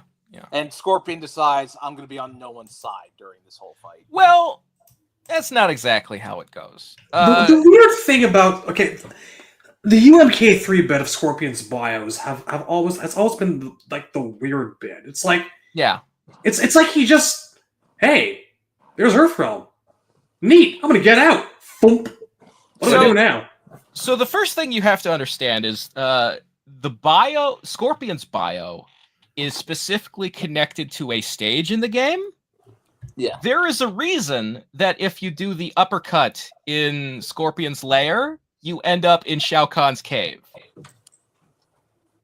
So narratively, when Shao Kahn tried to steal the souls, he was doing it in the cave, and that dragon logo on the floor is a portal to the Netherrealm. So you have to imagine, okay, Shao Kahn is trying to steal souls from this portal. Scorpion pops out. Scorpion is now standing in Shao Kahn's throne room in front of Shao Kahn. He's not going to go, hey, thanks for freeing me, bye, and get away, It's not that easy. We're like, hey, it's you. It's you. It does work for me? Okay. A wild card at the beginning. It says he's not on neither side. Yeah, that's just to keep it a mystery. The ending says that when he's freed, Shao Kahn goes, work for me, and I can, keep you up here. You don't have to go back. And so there is a very forgotten now part of Scorpion's character, which was much more prominent in the 90s. Of after he has killed Bi-Han, he doesn't know what to do with himself. And the main reason he wanted to kill Bi-Han, other than, to avenge his wife and kid, was that he thought that his soul would quote unquote rest in peace. In other words, that he'd restore whatever honor he lost when he died, and he'd get out of the Netherrealm. He hates it in the Netherrealm. He's always trying to escape the Netherrealm in the 2D era games. Especially MK3 and 4. So when Shao Kahn offers him, hey, work for me and you don't have to go back to the Netherrealm, that is part of Scorpion's character to say yes in that moment. It is hell. That is something he wants. Yeah, nobody wants to be in hell. It's all torture down there. It feels bad to be in hell. Yeah. It's supposed to. So yeah, Scorpion wants out of hell, and he does take this deal.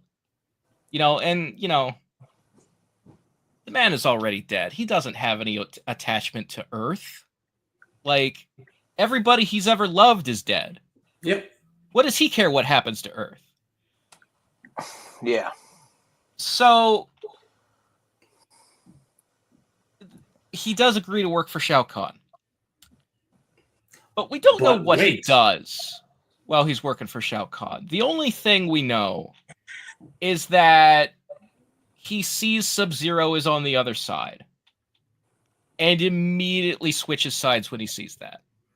This is a thing that I think happens, in the final battles. Yeah. So there's whenever in the story you put the scene where Shao Kahn frees Scorpion and then cuts a deal with him, doesn't matter because Scorpion doesn't do anything else in the story until near the end.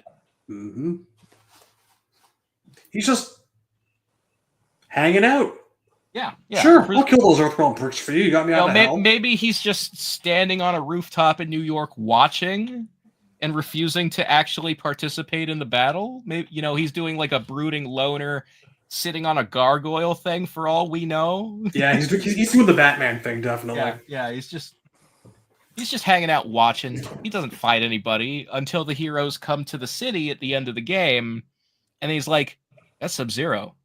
I can't. I said I was going to protect him. Yeah, I made a promise. I got to protect Sub-Zero." So actually, I would like to imagine that we'll probably get to this later. Scorpion probably helps Sub-Zero against the cyborgs. That's how I would like to see it. I don't think so. I never have. I think that if you have sort of other people in the fight when Sub-Zero is confronting Smoke, it takes something away from it a little bit. Like, that particular fight needs to be a dramatic one-on-one. Yeah. I think that Scorpion probably teams up with them after that, like sees them and joins the team after Smoke has already been, like, had his memories restored. I was about to bring this up, actually, because we're pretty much at the point in the story where I think that Cyrax, Sector, and Smoke are all converging on Sub-Zero, and they start to thrash him to within an inch of his life. And it's at this moment that, like, whatever Sub-Zero says to Smoke, like, remember who you are, this isn't actually you, breaks him out of it. And he teams up with Smoke in this instant, and reprograms Cyrax. I think that's what happened. Yeah. He fights them both off. Sector beats feet or fucks off, and Cyrax gets taken down. And yeah, this is when Cyrax gets reprogrammed. There's in my head, so there's some logistics about this. So Cyrax was captured and tinkered with. Smoke was just talked down. So you can do the Smoke fight in the middle of like a heated war zone. But the Cyrax fight has to happen, and then a time gap where, like, somebody who's good with technology like Jax can take a screwdriver to him. Like, they get a calm moment before fighting resumes. So I think the Cyber Ninjas probably attacked Sub-Zero at or near Nightwolf's reservation, and Cyrax was captured then. And so they already have Cyrax with them when they attack the city, and Smoke happens after.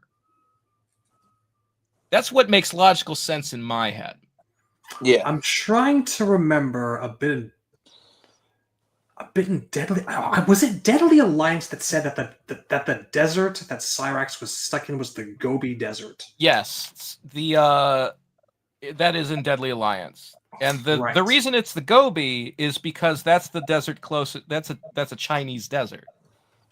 Cyrax gets lost in the desert after the invasion is over. His mission is complete. His mission that he was reprogrammed by Sub-Zero and friends to defeat Shao Kahn with them is complete. So he's trying to return to the Lin Kuei Temple to receive new orders. And he gets lost on the way back later on. Yeah, he malfunctions and can't find his way there. So he at least made it as far as China, but he's stuck in a Chinese desert, which is the Gobi. Yeah. Poor bastard.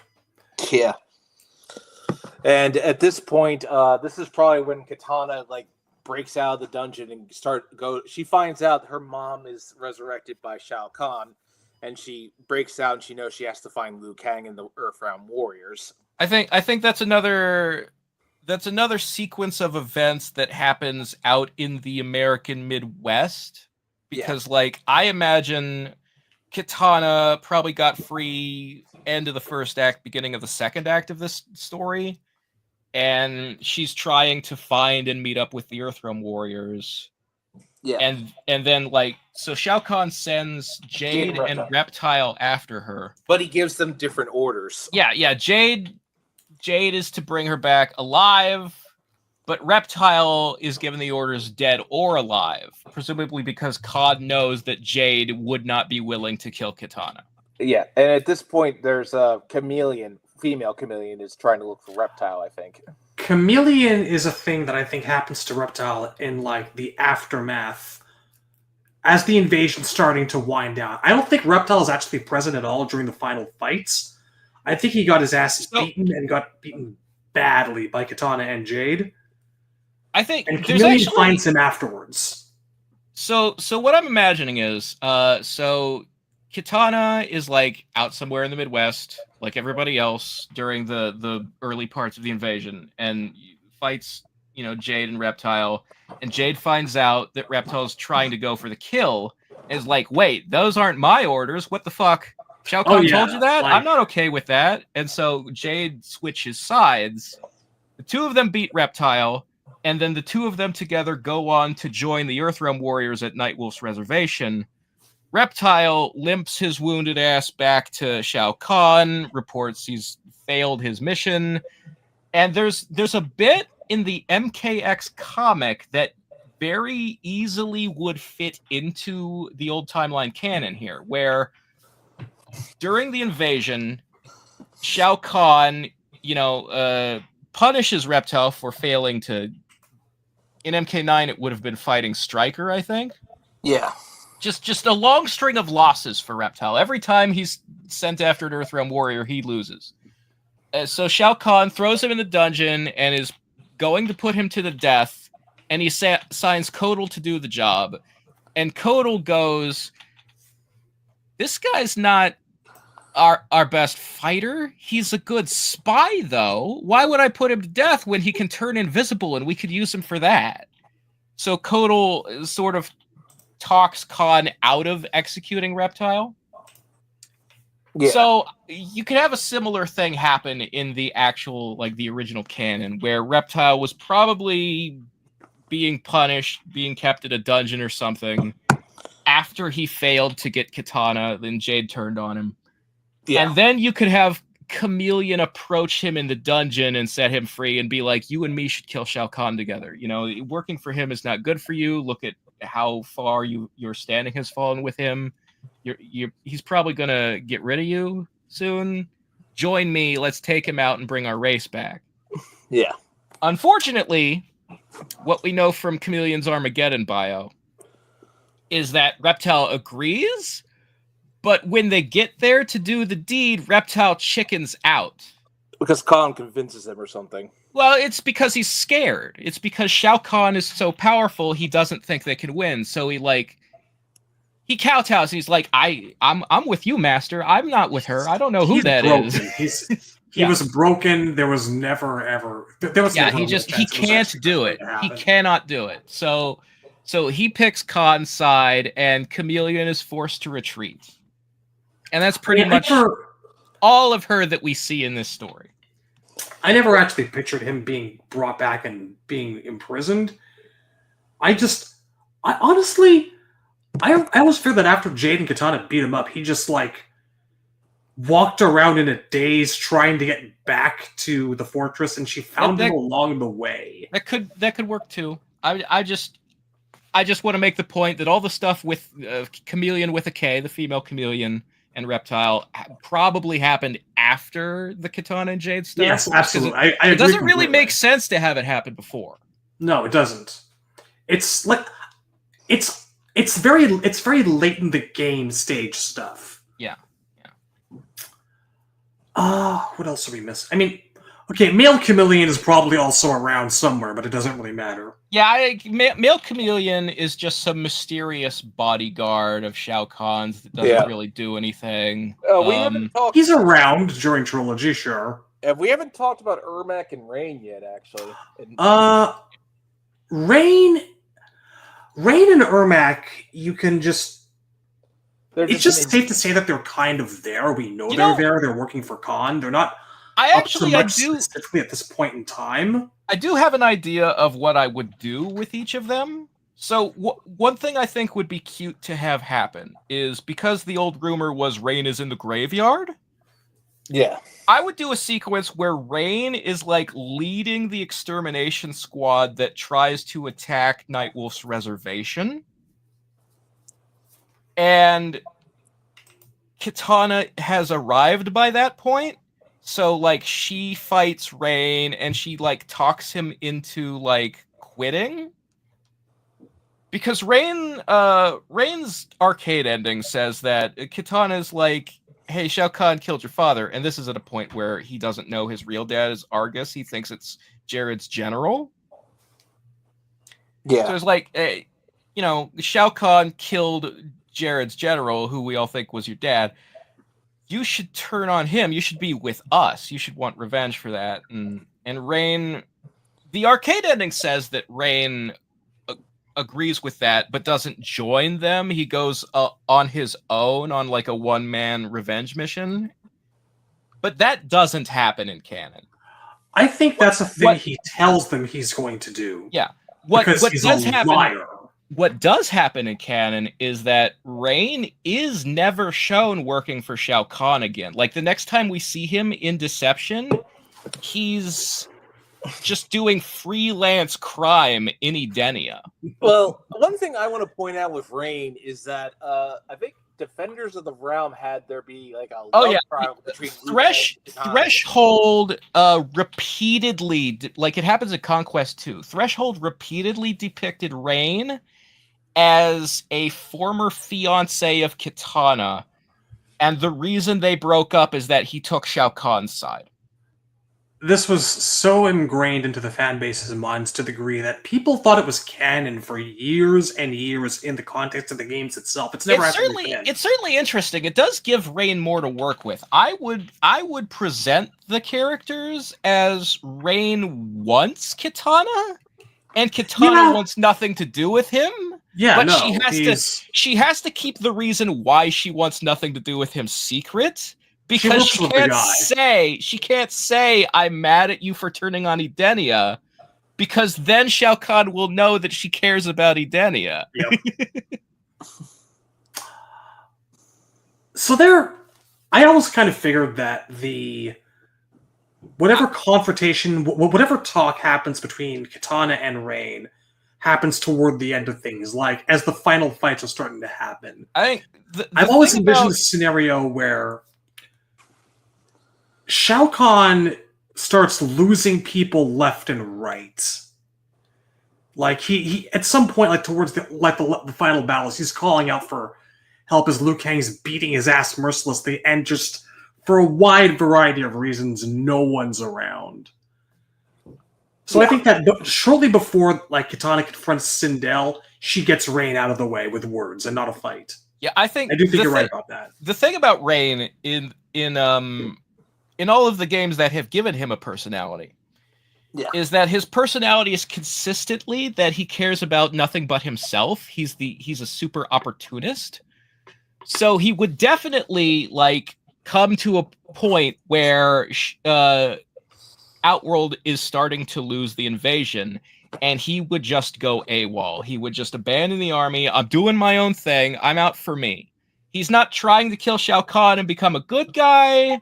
He's not fighting the good guys anymore. He just leaves.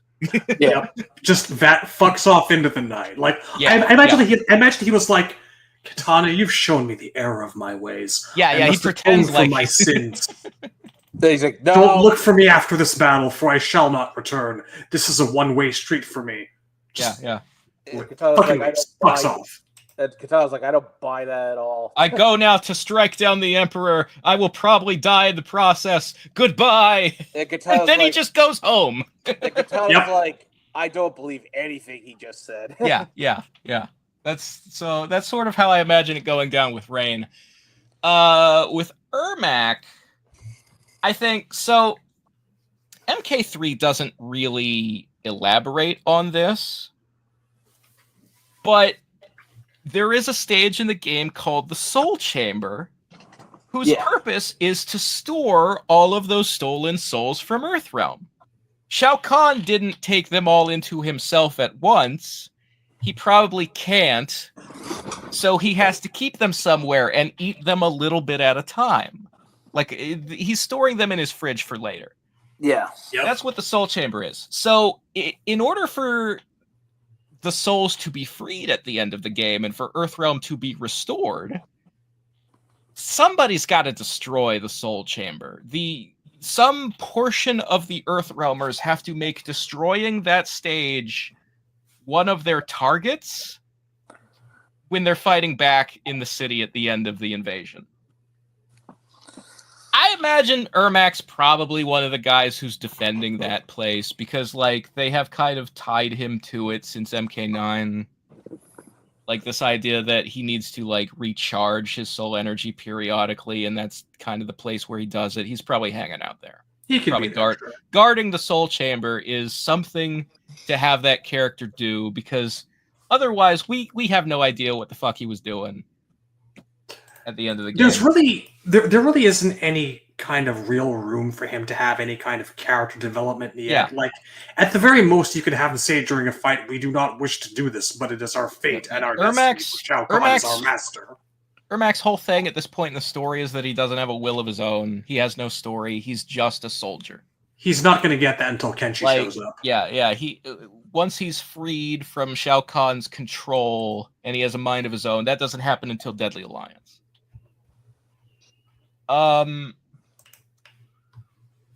But yeah, so that's where I'd probably put Ermac. So the other thing is that we do have two goals that we know the heroes have to accomplish in order to end the invasion. One of them is beat Shao Kahn, obviously, but the other is to free Sindel from her mind control. So we know that some group of the heroes, probably including Kitana, splits off to do Sindel, while another group, which has to have Liu Kang and Kung Lao in it, splits off to go fight Shao Kahn.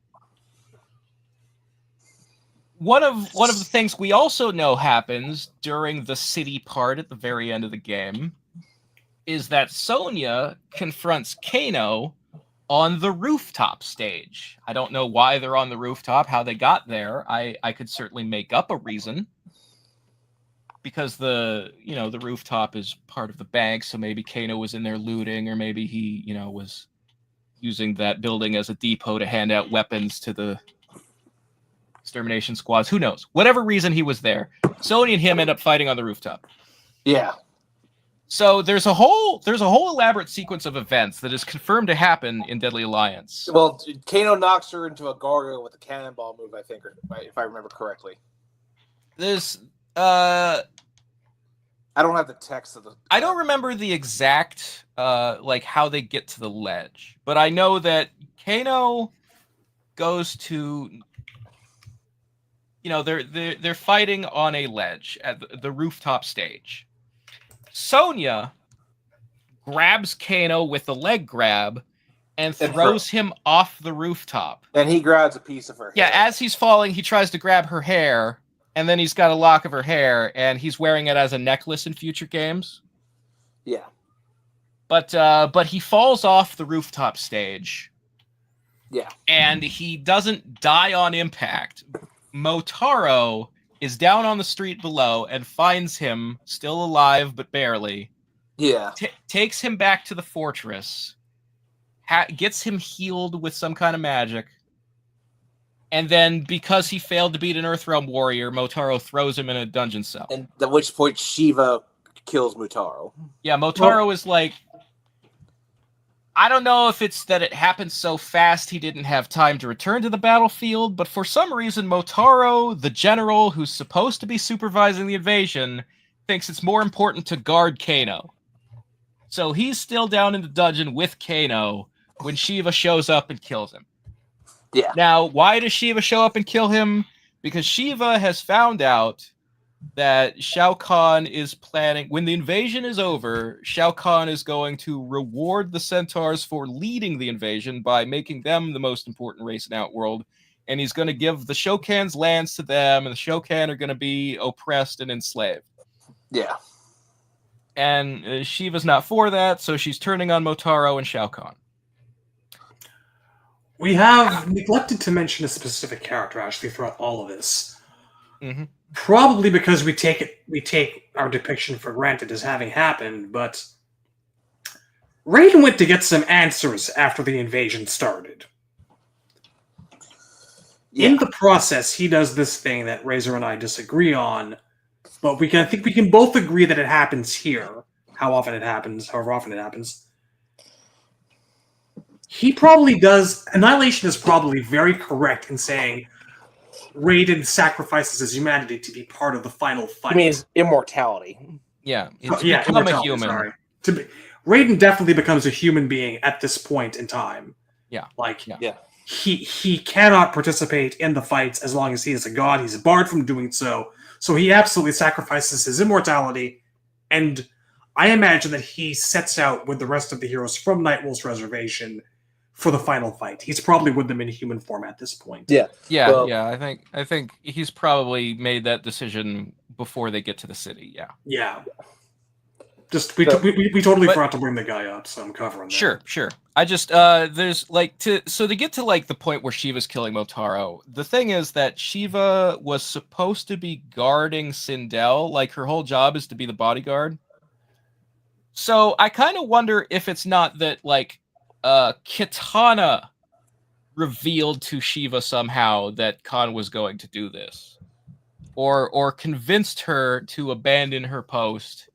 And hey, you should go hear what they're saying about you behind your back, and that clears the path for Kitana to get to Sindel and free Sindel by like, hey, remember your past. Hey, do your memories make sense? Because they probably wouldn't if you think you're supposed to be with Shao Kahn. I've had a few different thoughts about it here, one way or another. And I actually kind of wonder if it isn't, if the whole Kano dying and Motaro being killed by Shiva thing doesn't happen very, very late in the game. Like, because I can think of, like, no better candidate to tell Shiva the truth about what's happened with, like, her people and than the person who actually really knows all of Khan's plans, his wife. Mm-hmm. So I've kind of imagined that, like, it's after Kitana gets through to Sindel, Sindel turns Shiva goes backwards while Khan's like, oh god, this tower invasion is going horribly. He's in a vulnerable position. So, like, he's appreciative of Kano's help in this difficult time when he's losing people left and right. Right. That's how I see it. But yeah, it could be Sindel has been freed and then reveals to Shiva, and then Shiva goes off and kills Motaro. Yeah, but I always imagined that Sindel being freed was the end. That's why it was like the end. I think Sindel being freed is like literally next to last day of the invasion. I think you have to be like very tight with the sequence of events and how fast things start happening once the heroes are in the city.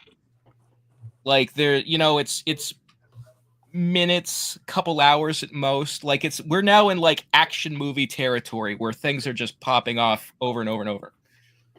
So like you can do like Kitana gets to Sindel. Kitana talks down to Sindel. Sindel talks to Shiva. Kano's falling off a roof. Yeah, like it all happens. Like once Sindel is turned, everything starts going to shit for Shao Kahn right away. It's a house of cards crumbling in itself. Yeah, the important thing so after Shiva kills Motaro, Shiva's like gonna go for Khan, and Kano's like, wait, you're about to go kill Shao Kahn, right? Let me out and I'll help you. Come on. I'm in a dungeon. I want out. Obviously my standing with these guys has fallen, and it's time for me to do what's best for me, which seems like maybe killing Shao Kahn. So let me come with you. I'll help. But instead he rats her out. Yeah. So the two of them go to the throne room. And the plan is Kano's going to go in first and distract Khan so Shiva can come up behind him and gank him. Kano goes in the room and immediately says, Shiva's about to come in here and assassinate you. Let me help. Yeah. So Shiva walks into the room and walks straight into a sword. Yeah. I think also, it's like Vogel clearly wrote those deaths, Motaro, and she was with the mindset that they weren't going to come back. Yeah, well, I'll tell you what, he was smart to do it. Yeah. Some of those MK3 characters didn't need to be in the 3D era, all right? Yeah, I can only imagine what it was like for Vogel. It was like, I just said some of these characters were dead, now I got to explain why they're alive again? I think he made too much... he doth protest too much, because Armageddon, if all of those characters that were coming back, if it was more clear that they were revenants, no big deal. I am fully prepared to look at Su Hao's eyes as being indicative of death and demonization. Actual demonization. I mean, skipping ahead here, but when I wrote my Armageddon bios, I That's what I have Shiva and Su Hao as being. They're dead people, and they're back on the battlefield. Let me say this. My favorite Shiva appearance is her lying on the floor of a building in the Netherrealm in Deception. Because she's dead. I don't super care for that character. I like her. I always have liked her. You have this weird I don't get why you hate her that much. I don't hate her. I just think that she's a character that, for all of NRS's sins during 9 to 11, I appreciate the attempt that 11 made to give her some shit to work with. I don't think she needs a shield or any of that. And we're getting off the topic here, but I don't know. I just feel like she's redundant, and that anything cool you can do with her would be even cooler if you did it with Goro instead. That's imagine that's exactly the way that they look at Kintaro. But Kintaro has a whole different moveset. He's What are you talking about? They all have a teleport stop. Yeah, no, they all do. They all breathe fire. They all breathe fire. They all have the same moves. There are only 3 Shokan moves, Razor. Yeah, of course. But what? Yeah, no. We didn't actually talk about Noob Saibot and Melina. Well, they're just spies for Shinnok, I think. They're just like but they were spying for Shinnok while they're supposed to be soldiers for Shao Kahn. Like Shinnok, Quan Chi, after Sindel was resurrected, Quan Chi for some reason was like, "Hey, by the way, here's a gift. Here's your dead daughter back, and I'll throw in this soldier for free." Yeah, it's like, I always figured that while Shao Kahn is trying to steal all those souls, maybe it is to get Melina back. Like, Shinnok and Quan Chi are like, no. It's cute that you tried, but no. You want your daughter back so much? Here, our compliments. We want this invasion to go well for you. We've lived up to our part of the bargain. You've betrayed us, but we don't care. Here, have a freebie. Yeah. It really doesn't matter to us. So the actual way Noob Saibot's ending is worded is it says, at first a passive observer, Noob Saibot would soon receive orders to side with Shao Kahn. So Noob Saibot's already hanging out. Like, since MK2, he's been spying in Outworld. He's around. At some point, Quan Chi tells him, "Hey, go up to Shao Kahn and say you want to fight with him." And apparently Khan's okay with that. Like, he buys it.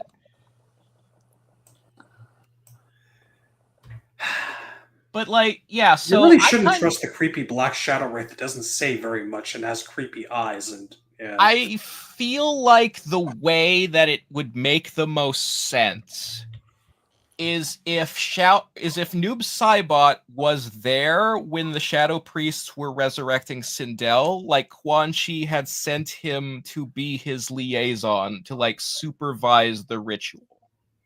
And after the ritual is complete, Noob is like, Quan wants to make sure that you guys don't fuck this up, so I'm going to help guard Sindel. That's what I'm here to do. And maybe as the invasion nears its end and Katana comes to free Sindel, Noob quietly sneaks out the back, and when they're like relying on him to help fight the Earthrealmers, he's just not there. Yeah. I think that like once the tide starts turning, once Sindel's been turned against Shao Kahn, once people start vanishing, Noob gets his orders. It's like, all right, there's no salvaging this. You could go kill him, but it doesn't really seem like you have to. Yeah, come on back to base. Yeah. The Earthrealmers are going to take care of this for us. You don't need to assassinate Khan. Return to the Netherrealm. The other thing is that in Deadly Alliance, Noob Saibot is working for Khan again. So it's probably a good thing he didn't blow his cover. Yeah. Yeah. So basically, at this point they all needed Nightwolf's like homeland, and they all like get together and they're like, Yeah, okay, yeah.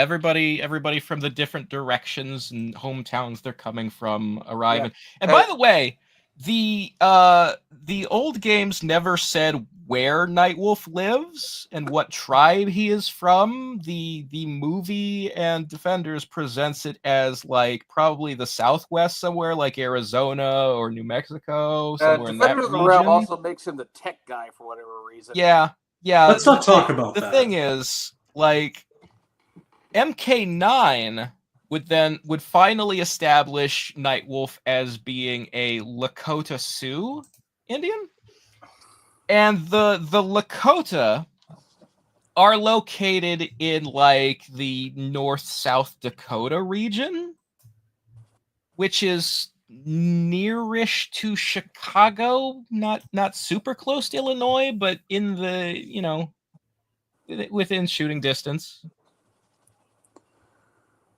So it's not the Southwest. It's more like the middle north of America. Yeah. Still kind of a hike to get to New York from there. Cars were involved. Cars and Jeeps. I think they probably managed to get like an Amtrak train running or something.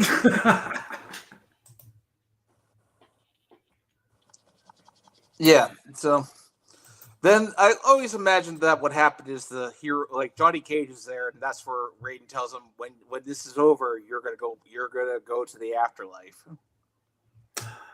Well, at some point, I like to envision it as like actually happening during, like, as the last battle is starting to start up with all the heroes coming. Like, just Johnny comes over the fucking horizon in a Jeep or whatever, just fucking after having his Night of the Living Dead moment, just like, here's Johnny, and just like just crashes a Jeep into a bunch of Tarkatans or some shit, and everyone's like, how in the hell are you alive?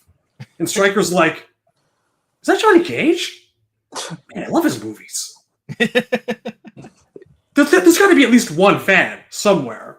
Yeah. Oh, well, MK9 says Stryker's not a fan of Cage. Yeah, he kind of hates his movies.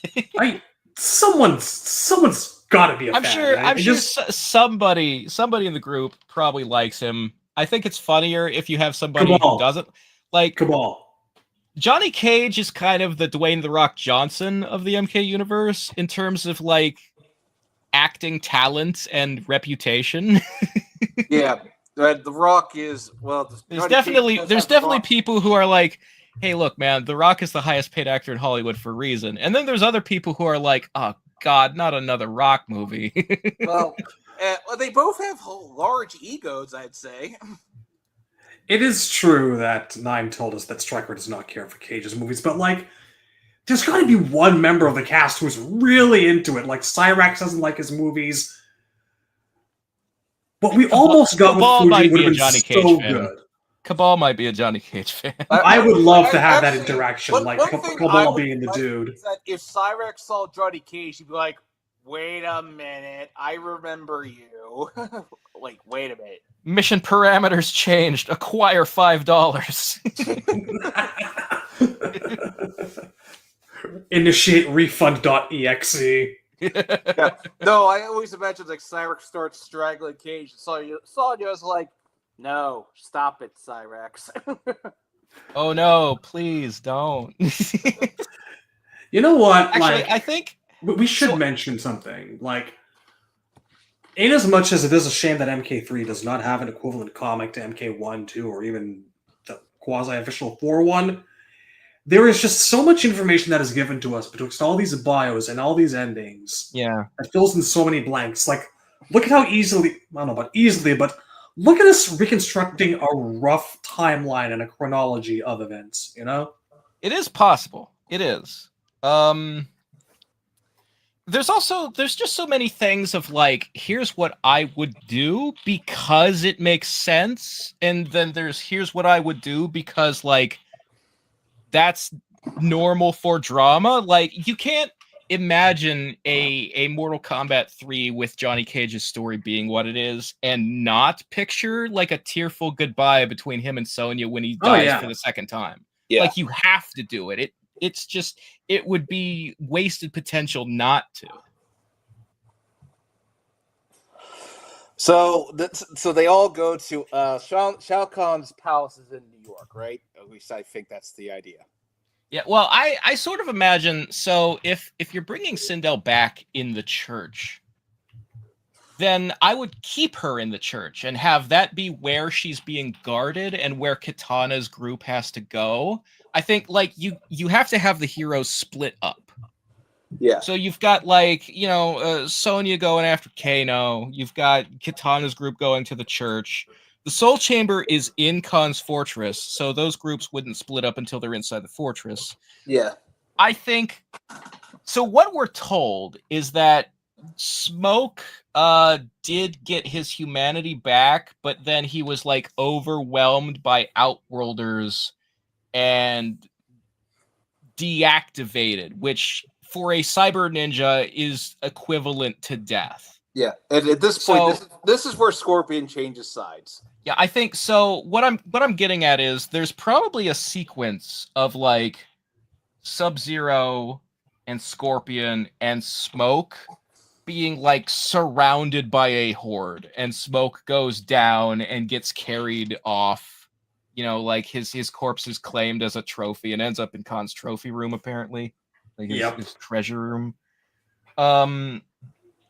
I sort of picture that happening because the heroes have run into the fortress, and maybe Sub-Zero and whoever's with him are the ones who are like, we'll stay back at the door and hold them off from chasing you in. Like, we'll fight the army to give you guys, a clear run at Khan. Yeah. And so they're the line that has to hold. They're the that's wall. when Scorpion sees Sub-Zero and says, "All right, I'm switching sides." Yeah, and that's when Scorpion joins up with Sub-Zero. I kind of figure you'd probably, like, the guys who go to destroy the Soul Chamber would probably all the characters who don't have anything better to do at the end of this story, like Cabal and Stryker and Johnny and Jax and Cyrax and whatever. Like, whoever's not going with Kitana and whoever's not going with Liu Kang and Kung Lao. You put Cyrax here? I don't put Cyrax here. I would put Cyrax with whatever Sonya and Jax are doing. Because I think you need to establish a reason that Jax is interested in Cyrax to give him a reason to rescue Cyrax from the desert in 4. Like, you have to establish, hey, I'm interested in this guy and his technology and whether or not I can restore him. I think if I could, it would be cool to have him in the Special Forces. Makes sense. I just never really pictured Cyrax being part of the operating group, just off kind of doing his own thing. I mean, if you're going to reprogram him to go after Shao Kahn, and you're a big posse who's marching on Shao Kahn, you're both going in the same direction, so why not? I guess. I've just never really thought of Cyrax in context of the final fights, I think it makes sense. Because otherwise, where is he? He's been programmed to go after Shao Kahn. He's taking apart centaurs with his bare hands and buzzsaws somewhere. I don't know, he's just some rando in the streets, and he's, like, nowhere near where the rest of the main characters are. Yeah, seriously, pretty much. I never thought Cyrax would actually be around the other dudes at this point. I don't know. One way or another. I think it makes sense to, if you capture a robot and reprogram it, that you probably bringing it with you. That's what, seems natural to me. You've got a point about Jax being interested in him. I'll give you that. Yeah. Yeah. Another thing I would point out, and this is something that's sort of never been addressed in any of the games. Kenshi got his superpowers before MK1. Therefore, it's weird if he's not one of Raiden's chosen. And I know he's not in the game's roster because he hadn't been created yet. But I think Kenshi should be part of the fighting back against the invasion. I would insert him if I was remaking MK3. And it also, like, we're never told Kenshi works for the Special Forces, the OIA, in Deadly Alliance, but we're never told how he met Sonya and Jax and joined the OIA. So if they met him during MK3, that would make sense to me. Yeah. I guess maybe, but It's also an opportunity for him to fight Shang Tsung. I mean, Shang shouldn't like lose and die here, obviously. Well, actually, Shang But- doesn't really have much to do after he resurrects. Yeah, that's the thing. Shang doesn't do anything once Sindel is resurrected. Where is he for the entirety of MK3? I think he fights Liu Kang one more time, because at this point it's a matter of pride, and it's not even a contest.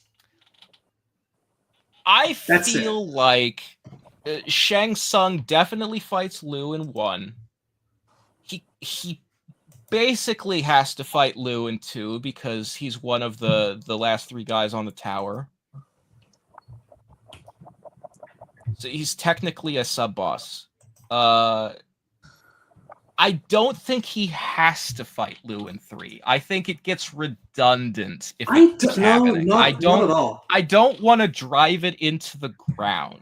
No, see, if you're gonna bring things to a point where MK11 at least brought it to establish that kind of sense of familiarity and animosity between the two of them, it can't just be one-off fight here or there, or just 2 fights. Like I think that by the time 3 rolls along, Shang's hatred is honestly really fucking personal. By Deadly Alliance, he really wants Liu Kang's soul. I think he tried. I think he tried when Liu just smacked him down. You could have a fight Liu Kang. Well, Liu Kang is the #1 target of all the extermination squads, right? Like, sure, but that doesn't really mean anything. I mean, it's not like every single bad guy in the game fights Liu Kang. Liu Kang hooks up with his friends, and his friends fight some of those guys, so he doesn't have to. Well, Liu's got to have at least 1 or 2 fights on the way. That's what they're doing. And Sonya, Jax, Johnny Cage, and all of them are like, look, we'll take care of this so you can get the con. Yeah, the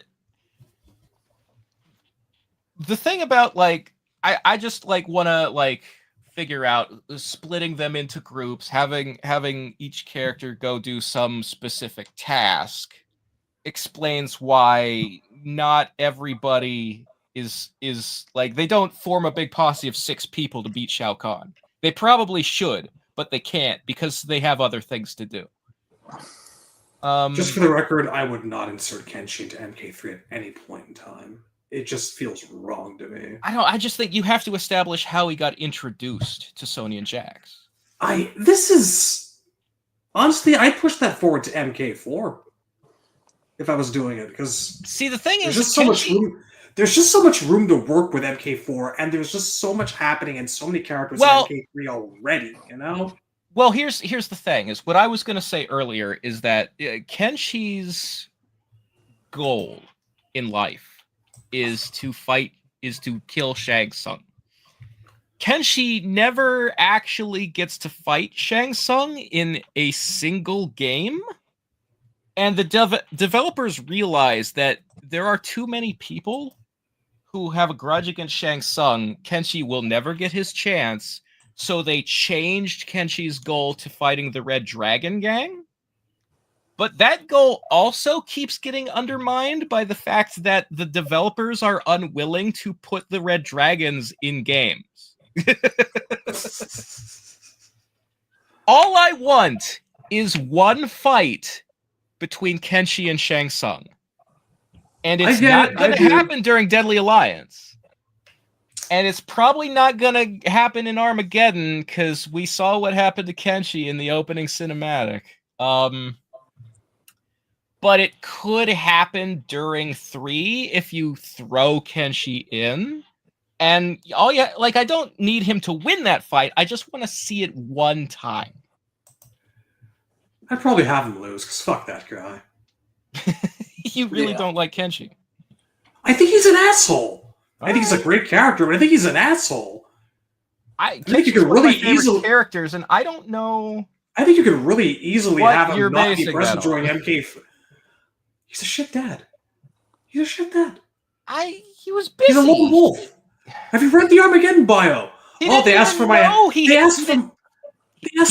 but I was too busy being a fucking lone wolf. Fucking asshole. Fuck that guy. He was doing undercover spy work. The phrasing makes him sound like a pompous douchebag from my reading of it. All right. I'm doing it halfway to bother you, but... Yeah, okay. That's fair. I really do think he is a bit of a... I really think there's like a gaping hole in Kenshi's story of like, if this guy had superpowers in 1990, where was he in 1995? You know? Yeah. Like, Raiden needs all the help he can get. He can't be snubbing a guy who has telekinesis.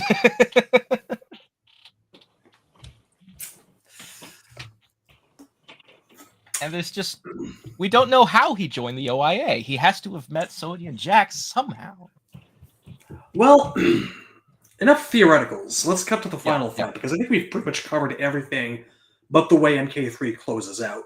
Right. So, we are specifically told that Shao Kahn is confronted by Kung Lao and Liu Kang at the end of things. And he appears to mortally wound Kung Lao, which drives Liu Kang into enough of a rage to overpower him and defeat him once and for all. And then we get an animation that I believe is canon, unlike the turning to stone. Shao Kahn has beams of green light shooting every which way out of his body, representing all of the souls he's stolen from Earthrealm escaping. Yeah. And then the roof blows off of the Shao Kahn's fortress, his skull castle. Yeah. And then there's some flashing, and the portal and the castle disappear from the New York skyline. Did we skip ahead a little bit? I don't think so. No. I think we've covered everything. Okay. But the I would have a fight Raiden versus Shao Kahn before Kung Lao and Liu Kang get their turn. Yeah, and that's where something similar to Annihilation happens, where it looks like Shao Kahn's killed Raiden or something. I wouldn't necessarily. I don't. No, because like Raiden doesn't Raiden's die. he's already well and truly established as being a fine and back to his godly self in MK4. So I wouldn't have him go down, but I would have him like. I think he does need to be defeated. Yeah, he goes down, but like he doesn't like get mortally wounded or anything. Like it's Kung Lao's time to quote. I think he gets defeated in a way in which he decisively realizes, as a mortal, I am not strong enough. You guys have your turn. Yeah, and that's where Liu Kang and Kung Lao fight. And so Liu Kang and Kung Lao double team Shao Kahn. It's a 2-on-1. Yeah. Which I think is important to maintain narratively, because it helps establish that Shao Kahn is stronger in 3 than he was in 2. It takes 2 people to fight him. Yeah. And it also helps combat Liu Kang's image of being the only guy who wins everything over and over again in a row. People get sick of that, or at least they did before the NRS games devalued Liu. Yeah. And it basically, and I think obviously, the wording in Kung Lao's ending does give some leeway for him to have survived. It says believed to have passed away. So another thing you could do here. We can talk about his let me say one thing on. first. One thing that I think you can do here is that while Raiden is fighting Shao Kahn, like, you don't want Liu Kang and Kung Lao to just be standing there watching it happen. Why aren't they helping? You know? So I think the two of them could be fighting Male Chameleon or something like that. Yeah. And then you're actually doing something with that character. I mean, Liu could be fighting Shang. Could be. And then, just putting that out there.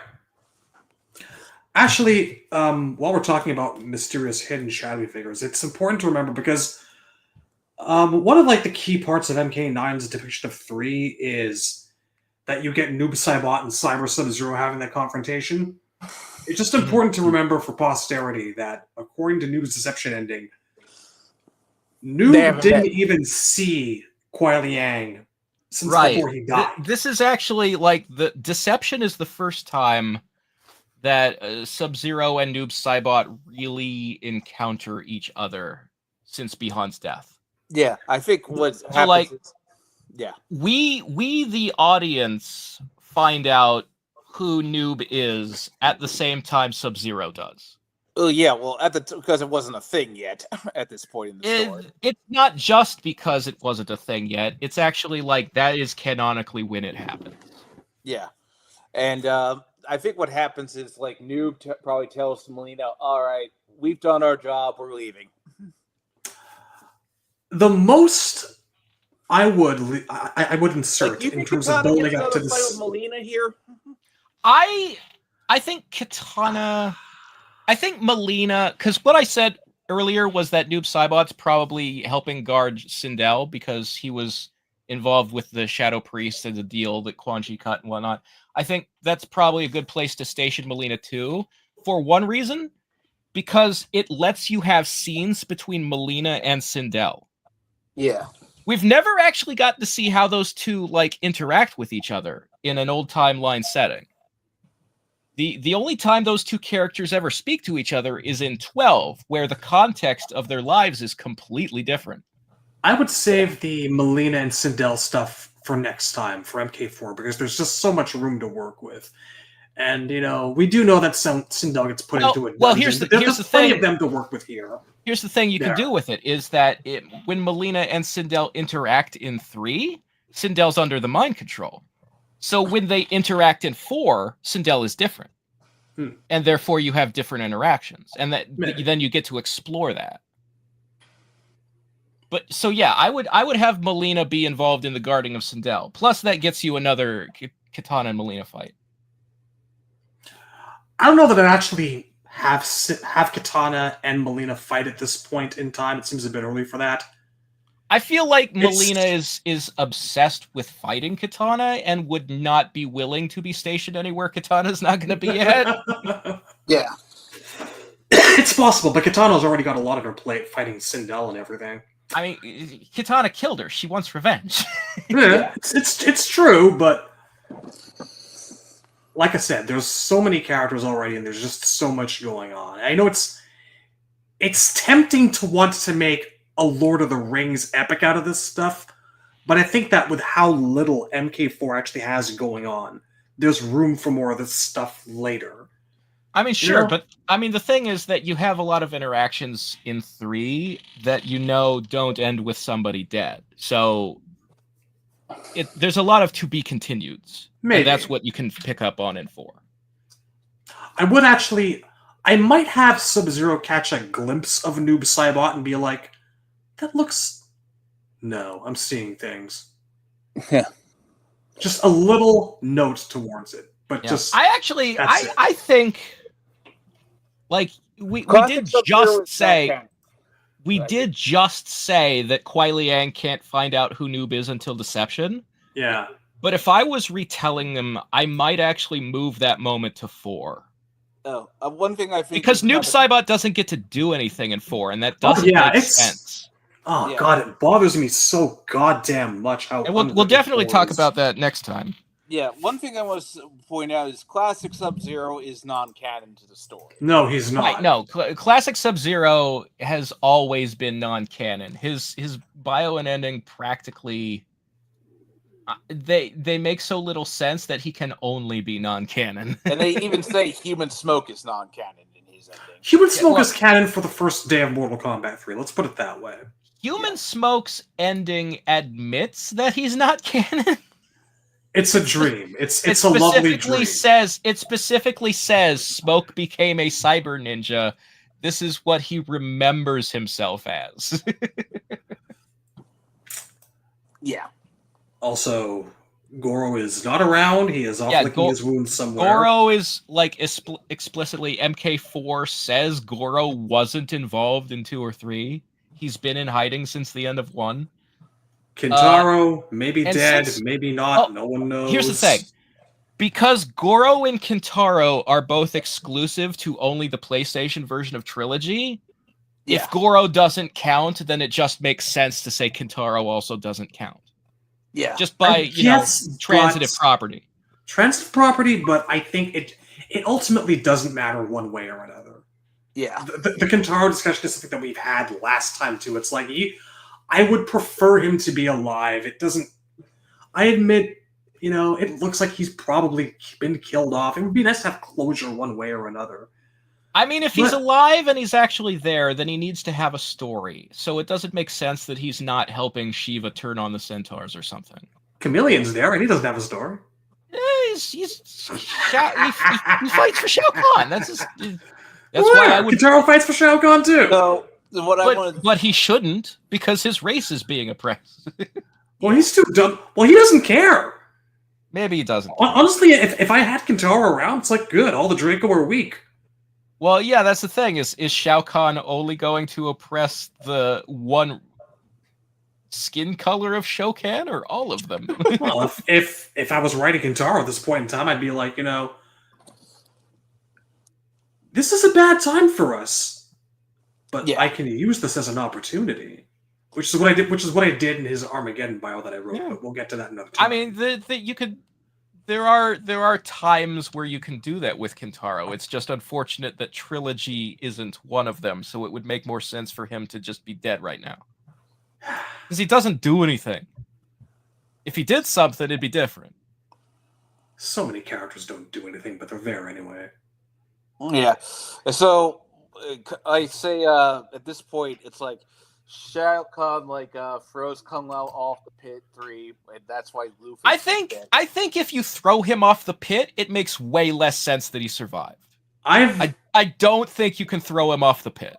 Yeah, I've only halfway joked about that. Like, I threw it out there as a hilarious kind of hypothetical scenario. I joked that he dive kicked his way to safety. I think what you have to do is that Shao Kahn just beat him so bloody that he's lying on the floor and passes out, and Lu thinks he's gonna die. And that's when Lu gets his Super Saiyan moment, the Super Saiyan. Yeah, moment. I also think.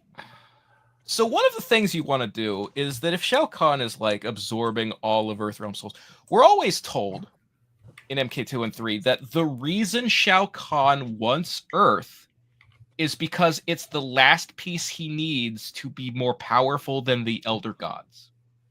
And the end of MK3 is him a millimeter away from completing that process. So this is Shao Kahn nearly more powerful than the Elder Gods.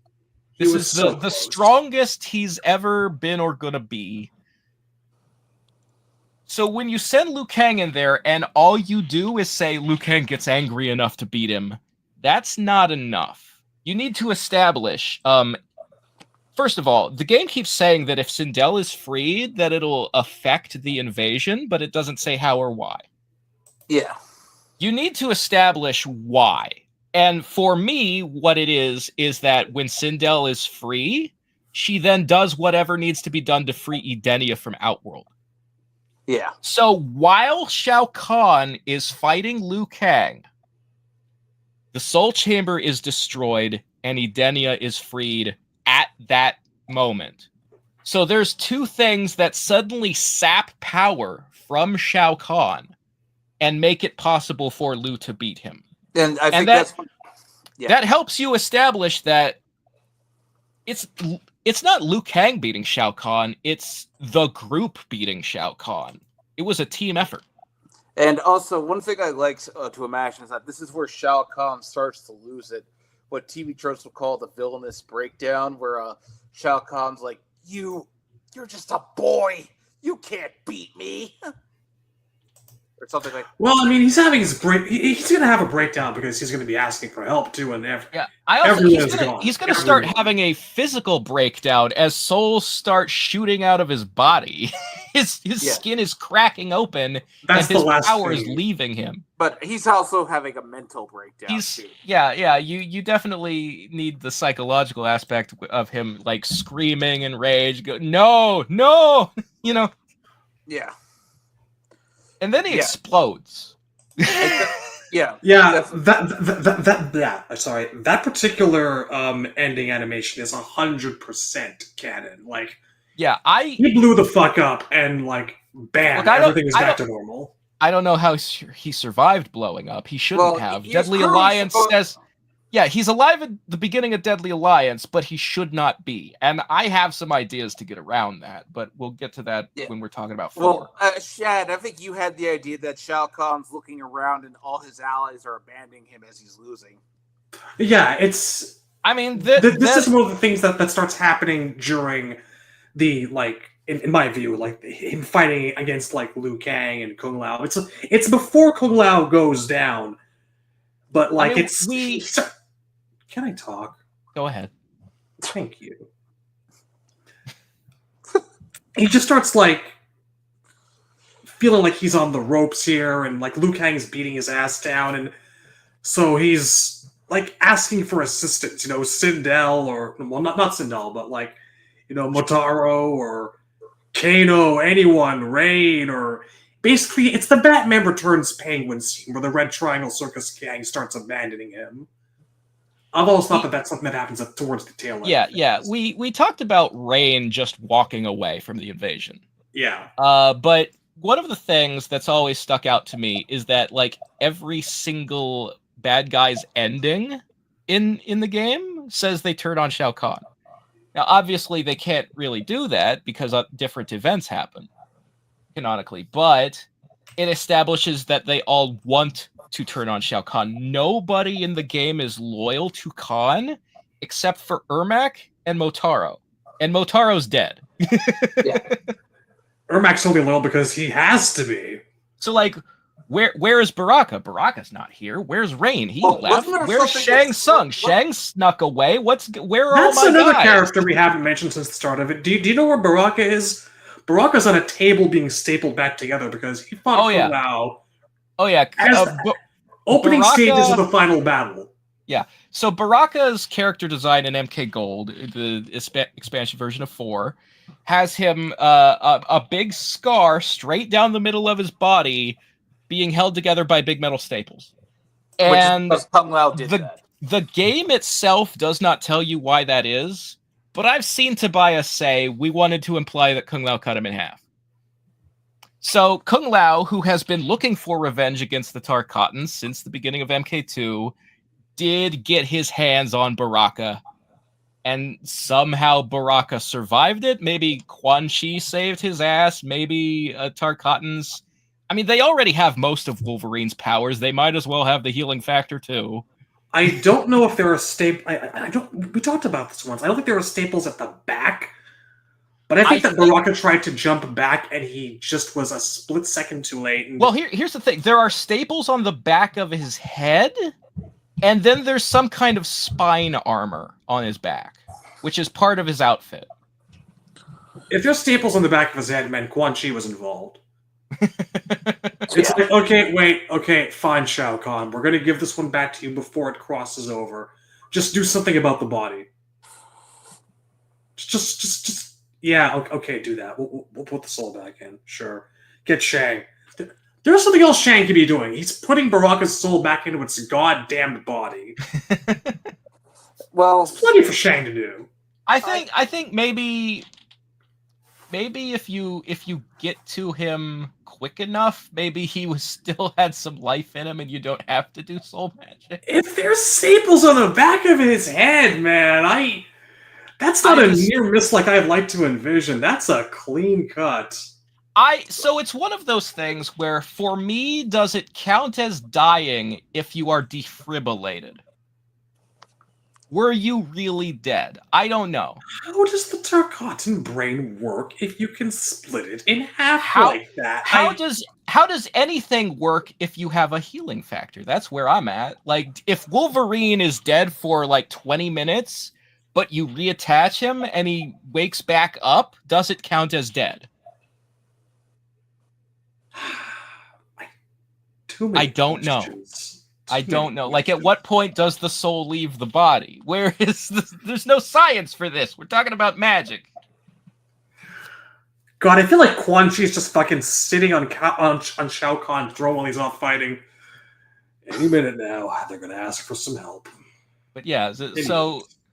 Baraka is definitely out of the fight by the. So that's like, where was Baraka? What did he do during MK3? He was getting cut in half. Yep. Yeah, and so I guess we'll just start wrapping this up with the ending of MK3, where it's like the Return of the Jedi. Everybody's back to life. Everybody's happy. Well, we gotta say goodbye to Johnny. Yeah. Well, there is an element of it that's like a Saturday morning cartoon where everything is restored to the way it was. Just magically, all the negative effects of the invasion seem to have been undone. Crashing planes, helicopters. Yeah, all those nuclear power plants that had to explode. I do wonder if, like, New York City's damage remained and they had to do, like, manual repairs like a normal situation, or if it was all just magically fixed, like at the end of Annihilation, where, like, all the Shaolin monks are back to life and all the damage is undone. Like, how Saturday morning are we going? I am so tempted to say the Elder Gods fucked with time a little bit. I'm so tempted. That could have been the case. Yeah. And I like bringing up time travel and time fuckery in MK, but MK4 does give us the precedent for it with Reptile, but we'll get there. And, well, to wrap it up, yeah, Johnny Cage has to move on. I always imagine Stryker basically said, look, guys, I'm glad I helped and all, but I don't think I'm really cut out for this. Yeah, it was nice meeting you all. Don't call me. Yeah. Yeah, I don't I have different ideas. I think that Stryker walks from this very much a changed person. But we'll get to that at some future point. I think the change may be PTSD. At the start, sure, absolutely. Well, here's the thing. You're the everyman who has your entire world rocked out from underneath you. It has the potential to make you a better person. Stryker is one of those characters who we won't see again until Armageddon. Well, actually, he is in Deception. Like, yeah, but he's like, that's the weird thing, is that, like, his role in Deception would be an interesting plot thread to pick up on. Yeah. But it's unclear if it's canon. Yeah. Because we'll talk about that later. Probably not. Yeah. So the thing is that he's basically like all of the NPCs in Conquest mode who aren't part of an actual, like, main story cutscene basically don't count. Like, Goro doesn't really teleport around Earthrealm villages handing out coins for free. You know, Motaro does. He's a nice guy. So, like, when you happen to bump into Stryker on the street in Sado, probably doesn't count, but it would be interesting if it did. And the main thing is that Stryker is actually, like, in Shujinko's ending. Him and Mocap are kind of, like, snuck in as Easter eggs into the crowd of people who are giving Shujinko their powers. Does it really count? Was he there? I don't know. You need to explain it if he was. Oh, it bothers me. I don't like the idea that, like, I can very easily think of a reason for Stryker to be in Deception. Because Cobra's backstory is that he was arrested by New York cops, and then Cabal and Kira killed those cops to recruit him. Yeah. So Stryker should be investigating that murder, maybe. Yeah. Well, we'll get into that when we cover Deception. Let's talk. I have to go to bed in 20 minutes. Yeah, let's finish up. I'm eating supper. Let's wrap this up. Yeah. So basically, I think we've covered pretty much every character. Yeah, we have. Basically, we're just going to the end. Scorpion goes back to hell, knowing that he'll rise again some other day. Sub-Zero, like he basically disappears after invasion's over, he doesn't stick around to celebrate. And basically, Katana thanks Liu Kang. I mean, Sub-Zero is Sector is still at large, so Sub-Zero is basically still hiding. Yeah. Sector's going to have control of the Lin Kuei clan for a little while. Sector goes home from all of this to kill his dad. Yeah. And then Cyrus gets stuck in the desert. Cyrus gets trapped in the desert. Yeah, he does. Sonya and Jax found the Outer World Investigation Agency. So at least now the public is aware that magic shit exists and that they were attacked by another realm. Yeah. And so the government is willing to give Sonya and Jax their own agency. Deal with that. Jax then proceeds to lead the team that invents the first science-based portal technology. Yeah. Which it doesn't say it here, but it's revealed in MK4 that portal technology is nuclear. Finding the lead lying around. So this is another thing from the dropped Tobias version of Special Forces. Jax actually isn't supposed to be the inventor of this technology. He's supposed to have stolen it from a scientist who Kano was going to be working with. Yeah. That the scientist was trying to get to Outworld. That he had discovered that Outworld exists and had built the first portal. And that's why Kano stole a nuke and Cabal was mad about it. The nuke was to power the portal machine. So when you're watching our playthrough of Special Forces and you see I'm asking all these questions, why do they have a Stargate? That was going to be the story behind the Stargate. But they didn't flesh it out. No, they cut all that for time. And and then I think Liu Kang probably starts training the new generation of Shaolin. And that's how we get Kai in the next game. And Raiden's probably all right, for now, we've earned a little R&R. I do want to talk a little bit quick about the Kung Lao appearing to have died thing. So, Kung Lao allows his friends to believe he's dead so that he can go off to be a pacifist hermit because he's tired of fighting and wants to change his ways and explore the peaceful world of Buddhism or what the fuck ever. That doesn't super make a lot of sense unless you assume that when Liu Kang beats Shao Kahn and Shao Kahn starts turning into a column of green light and exploding, if the castle is collapsing back into Outworld and the ceiling is coming down on them, Liu Kang probably could not retrieve Kung Lao's body and had to run out of the fortress without him. So what may have happened in order to facilitate this hermit lifestyle, I think Kung Lao ended up in Outworld when the realms unmerged. I think that he was still in the fortress, wounded, and somehow limped out of there and realized, oh, I'm in Outworld now. I better go find a cave to live in. And that's the only way it makes sense to me that he wouldn't tell his friends he's alive. Yeah. Well, actually, he couldn't. The realms were separated and couldn't get in contact with them. I do think the intention was that this was where Kung Lao was supposed to die for good. Yeah, but Tobias is the one who wrote his Return in Gold, so it's not I think that there could be a number of reasons.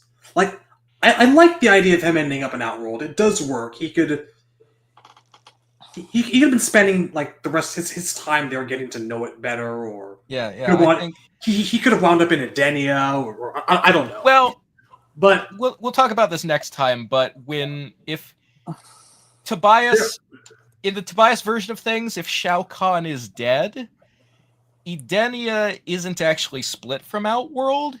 Sindel and Katana just took over Outworld and started calling it Edenia. Yeah. Anyway, there's other reasons that him turning to a new life of peace could really work if you're looking at him under the light that Shaolin monks in every game, since this kind of given him this chip on his shoulder, watching or like knowing Liu Kang has finally, beaten Shao Kahn. It's that moment that Vegeta has. It's like, okay, Kakarot, you're better than me. You know what? Yeah. I do. I'm ready to walk away. I'm ready to turn over a new leaf. This is why I've always sort of been accepting of the Shaolin monks version of the character. Like, so many people say Kung Lao was always a pacifist. That's not true. Kung Lao was established as kind of a shady guy who wants revenge for the temple in MK2 and becomes a pacifist at the end of 3. It is character development. He did not start that way. It's probably the Malibu comics that are partially responsible for this, because he's just trying to make his way through the forest, and he's like, I don't want any quarrel with you, angry trees, just leave me alone. And one of them smacks him upside the head. Yeah, they did play him as more of like a peaceful stoic in the comics. The Jeff Roven novel actually does this too. But I just want to establish, like, you do need to start with an aggressive Kung Lao in order for him becoming a pacifist to be a development. Yeah. But yeah, it's just the problem I have with it is, why would you not tell your friends you're alive? That's a dick move. So it makes more sense if he couldn't, because he was separated from them. Maybe he's an asshole, like Kenshi. Well, I think and I think at this point it's the feel good, mostly happy ending, and it's like, for now everyone can actually finally rest a little bit. Yeah, I mean, Sindel is restored, and her and Kitana have their throne, and we'll always remember the good sacrifice of our friend Rain. Yeah. Cabal, in theory, goes off on his own to become a vigilante and fight against the Black Dragons who used to be his friends. Yeah. I think that Cabal starts taking a very strong interest in the criminal underworld at large. Like, it builds up to like Movado going, okay, this guy's been a thorn in our side for long enough, eventually, I mean, his ending does say that his ending does say he will give crime's inner circles a new reason to fear. So he's not just the Black Dragons. Like, he's not going after just his old gang. He's fully into crime fighting. He has turned over a new leaf, and this is like, there's some level of it where I think in his head he's associating the bad thing that happened to me, the scars that have handicapped me for the rest of my life, happened to me because I was a criminal. And I'm a little bitter about it, so I'm gonna make all other criminals pay. Criminals are a superstitious and cowardly lot, and I hate myself, and I'm going to make them all pay for that. There's also an aspect of it that I think there's a missed opportunity at MK9. There's a moment in MK9, a specific one. There are many missed opportunities in 9, but this one in particular is the one I want to talk about right now. Is in MK9 they have Cabal be scarred by Kintaro just because Kintaro breathes fire, and they needed fire to burn his skin.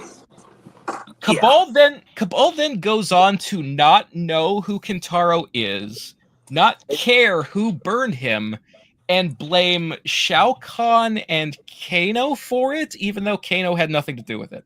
And Kano was the one who saved him. Yeah, Kano was the one who saved him. So that doesn't make sense. If you want it to make sense, here's what you do. You have Cabal's scars be caused by extermination squad members who are using earth weapons Kano gave them. Then it's Kano's fault. Yeah. It would be nice if him giving shotguns to Tarkatans actually, Yeah, I just think you have a Tarkatan walk in with an Earthrealm flamethrower instead of Kintaro's breath. You get the same thing, but it makes way more sense. Like, yeah. You sold them those weapons. Those weapons were used to do this to me. It's your fucking fault. Yeah. Yeah, if only, but... Was I about to bring something up? I think I was about to bring something up. Well, go ahead. No, I just before we start talking about Cabal yet again. Right? Yes. Do you think that Stryker now has a Cabal signal? I would like to see Stryker being Cabal's Commissioner Gordon. I think the two of them working together. That's and then it. you lead in, like, when Cabal goes evil again, a deception, and frees Cobra and kills cops. Stryker's like, has extra motivation to get to the bottom of it because he thought he and Cabal were friends. Like, how could he fucking do this? What's going on? Yeah. All right, I think that now we've well and truly wrapped everything up. Yeah. All right. Well, I mean, there is one last thing. Oh my god! One last thing, just the one. I think it's amusing. So Nightwolf has this arcade ending about how when everything goes back to normal, he and the Native American people split off and get their own country. First of all, why would that happen? And second, it makes a lot of sense that it didn't. There's this stand-up comedian, Native American dude. I'm never going to forget this bit. I wish I remember what his name was, but I'm never going to forget this bit. So I walk into a hardware store, and I go to the gardening section, and I get some supplies and, a couple of bags of dirt, and I bring them up to the front cash. Like people just sometimes ask you like really stupid questions in an attempt to make conversation. So you're making a garden, huh? No, I'm buying my land back one bag at a time. I love that one. It's so good. I think it's amusing. Like, Nightwolf is ostensibly a very important character to MK3. He sort of takes the role of being the Raiden when Raiden isn't allowed to get involved. Like, for the first 2 acts of the story, he's sort of his proxy in gathering the heroes together and protecting them and organizing the resistance. Nightwolf is kind of, him and Liu Kang are kind of the 2 leaders of the good guys when Raiden isn't around, Yeah. But he doesn't really do anything after the story. Like, he's one of those characters who kind of like disappears, and even when he shows up again in Deception, like between 3 and Deception, he doesn't really get any shine. He's kind of forgotten by the franchise. And then when he does show up again in Deception, once again, it's like he does this really super important thing. He's technically a major part of the defeat of Onaga, and then he just disappears again. Like, the Nightwolf is this guy. He gets to show up to do mystic Native American magic and disappears again. He has a big moment, and then he goes away for years. And then he has one big moment, and then he goes away for years. And there's no consistency. Yeah. All right. Is that the last thing? Yeah, I think so. Yeah. I'm so hungry. I think, next time we'll cover MK4, and we're probably going to have to make a lot of stuff up because it's not particularly laid out as well as some of the other ones. Four is trying to tell the same story as 3, but with the devil and a bunch of blank spaces. Yeah. Next episode's going to be an hour long tops, man. It's just it's just going to be like, so what would you do if you were actually, or if anyone was writing this game? Yeah, like, Jesus fucking Christ. If you just hand the bare premise of the dead rise from the grave and Satan attacks the world, and then everything else is a blank fucking slate. Yeah. It's such a big idea and such a small actual game. Yeah. But we'll cover that next time. Yeah. All right. Well, see you guys. See you all next time when we cover Mortal Kombat 4. Or try to, anyway. Have a nice day. See you later, nerds. All right. Well, we actually did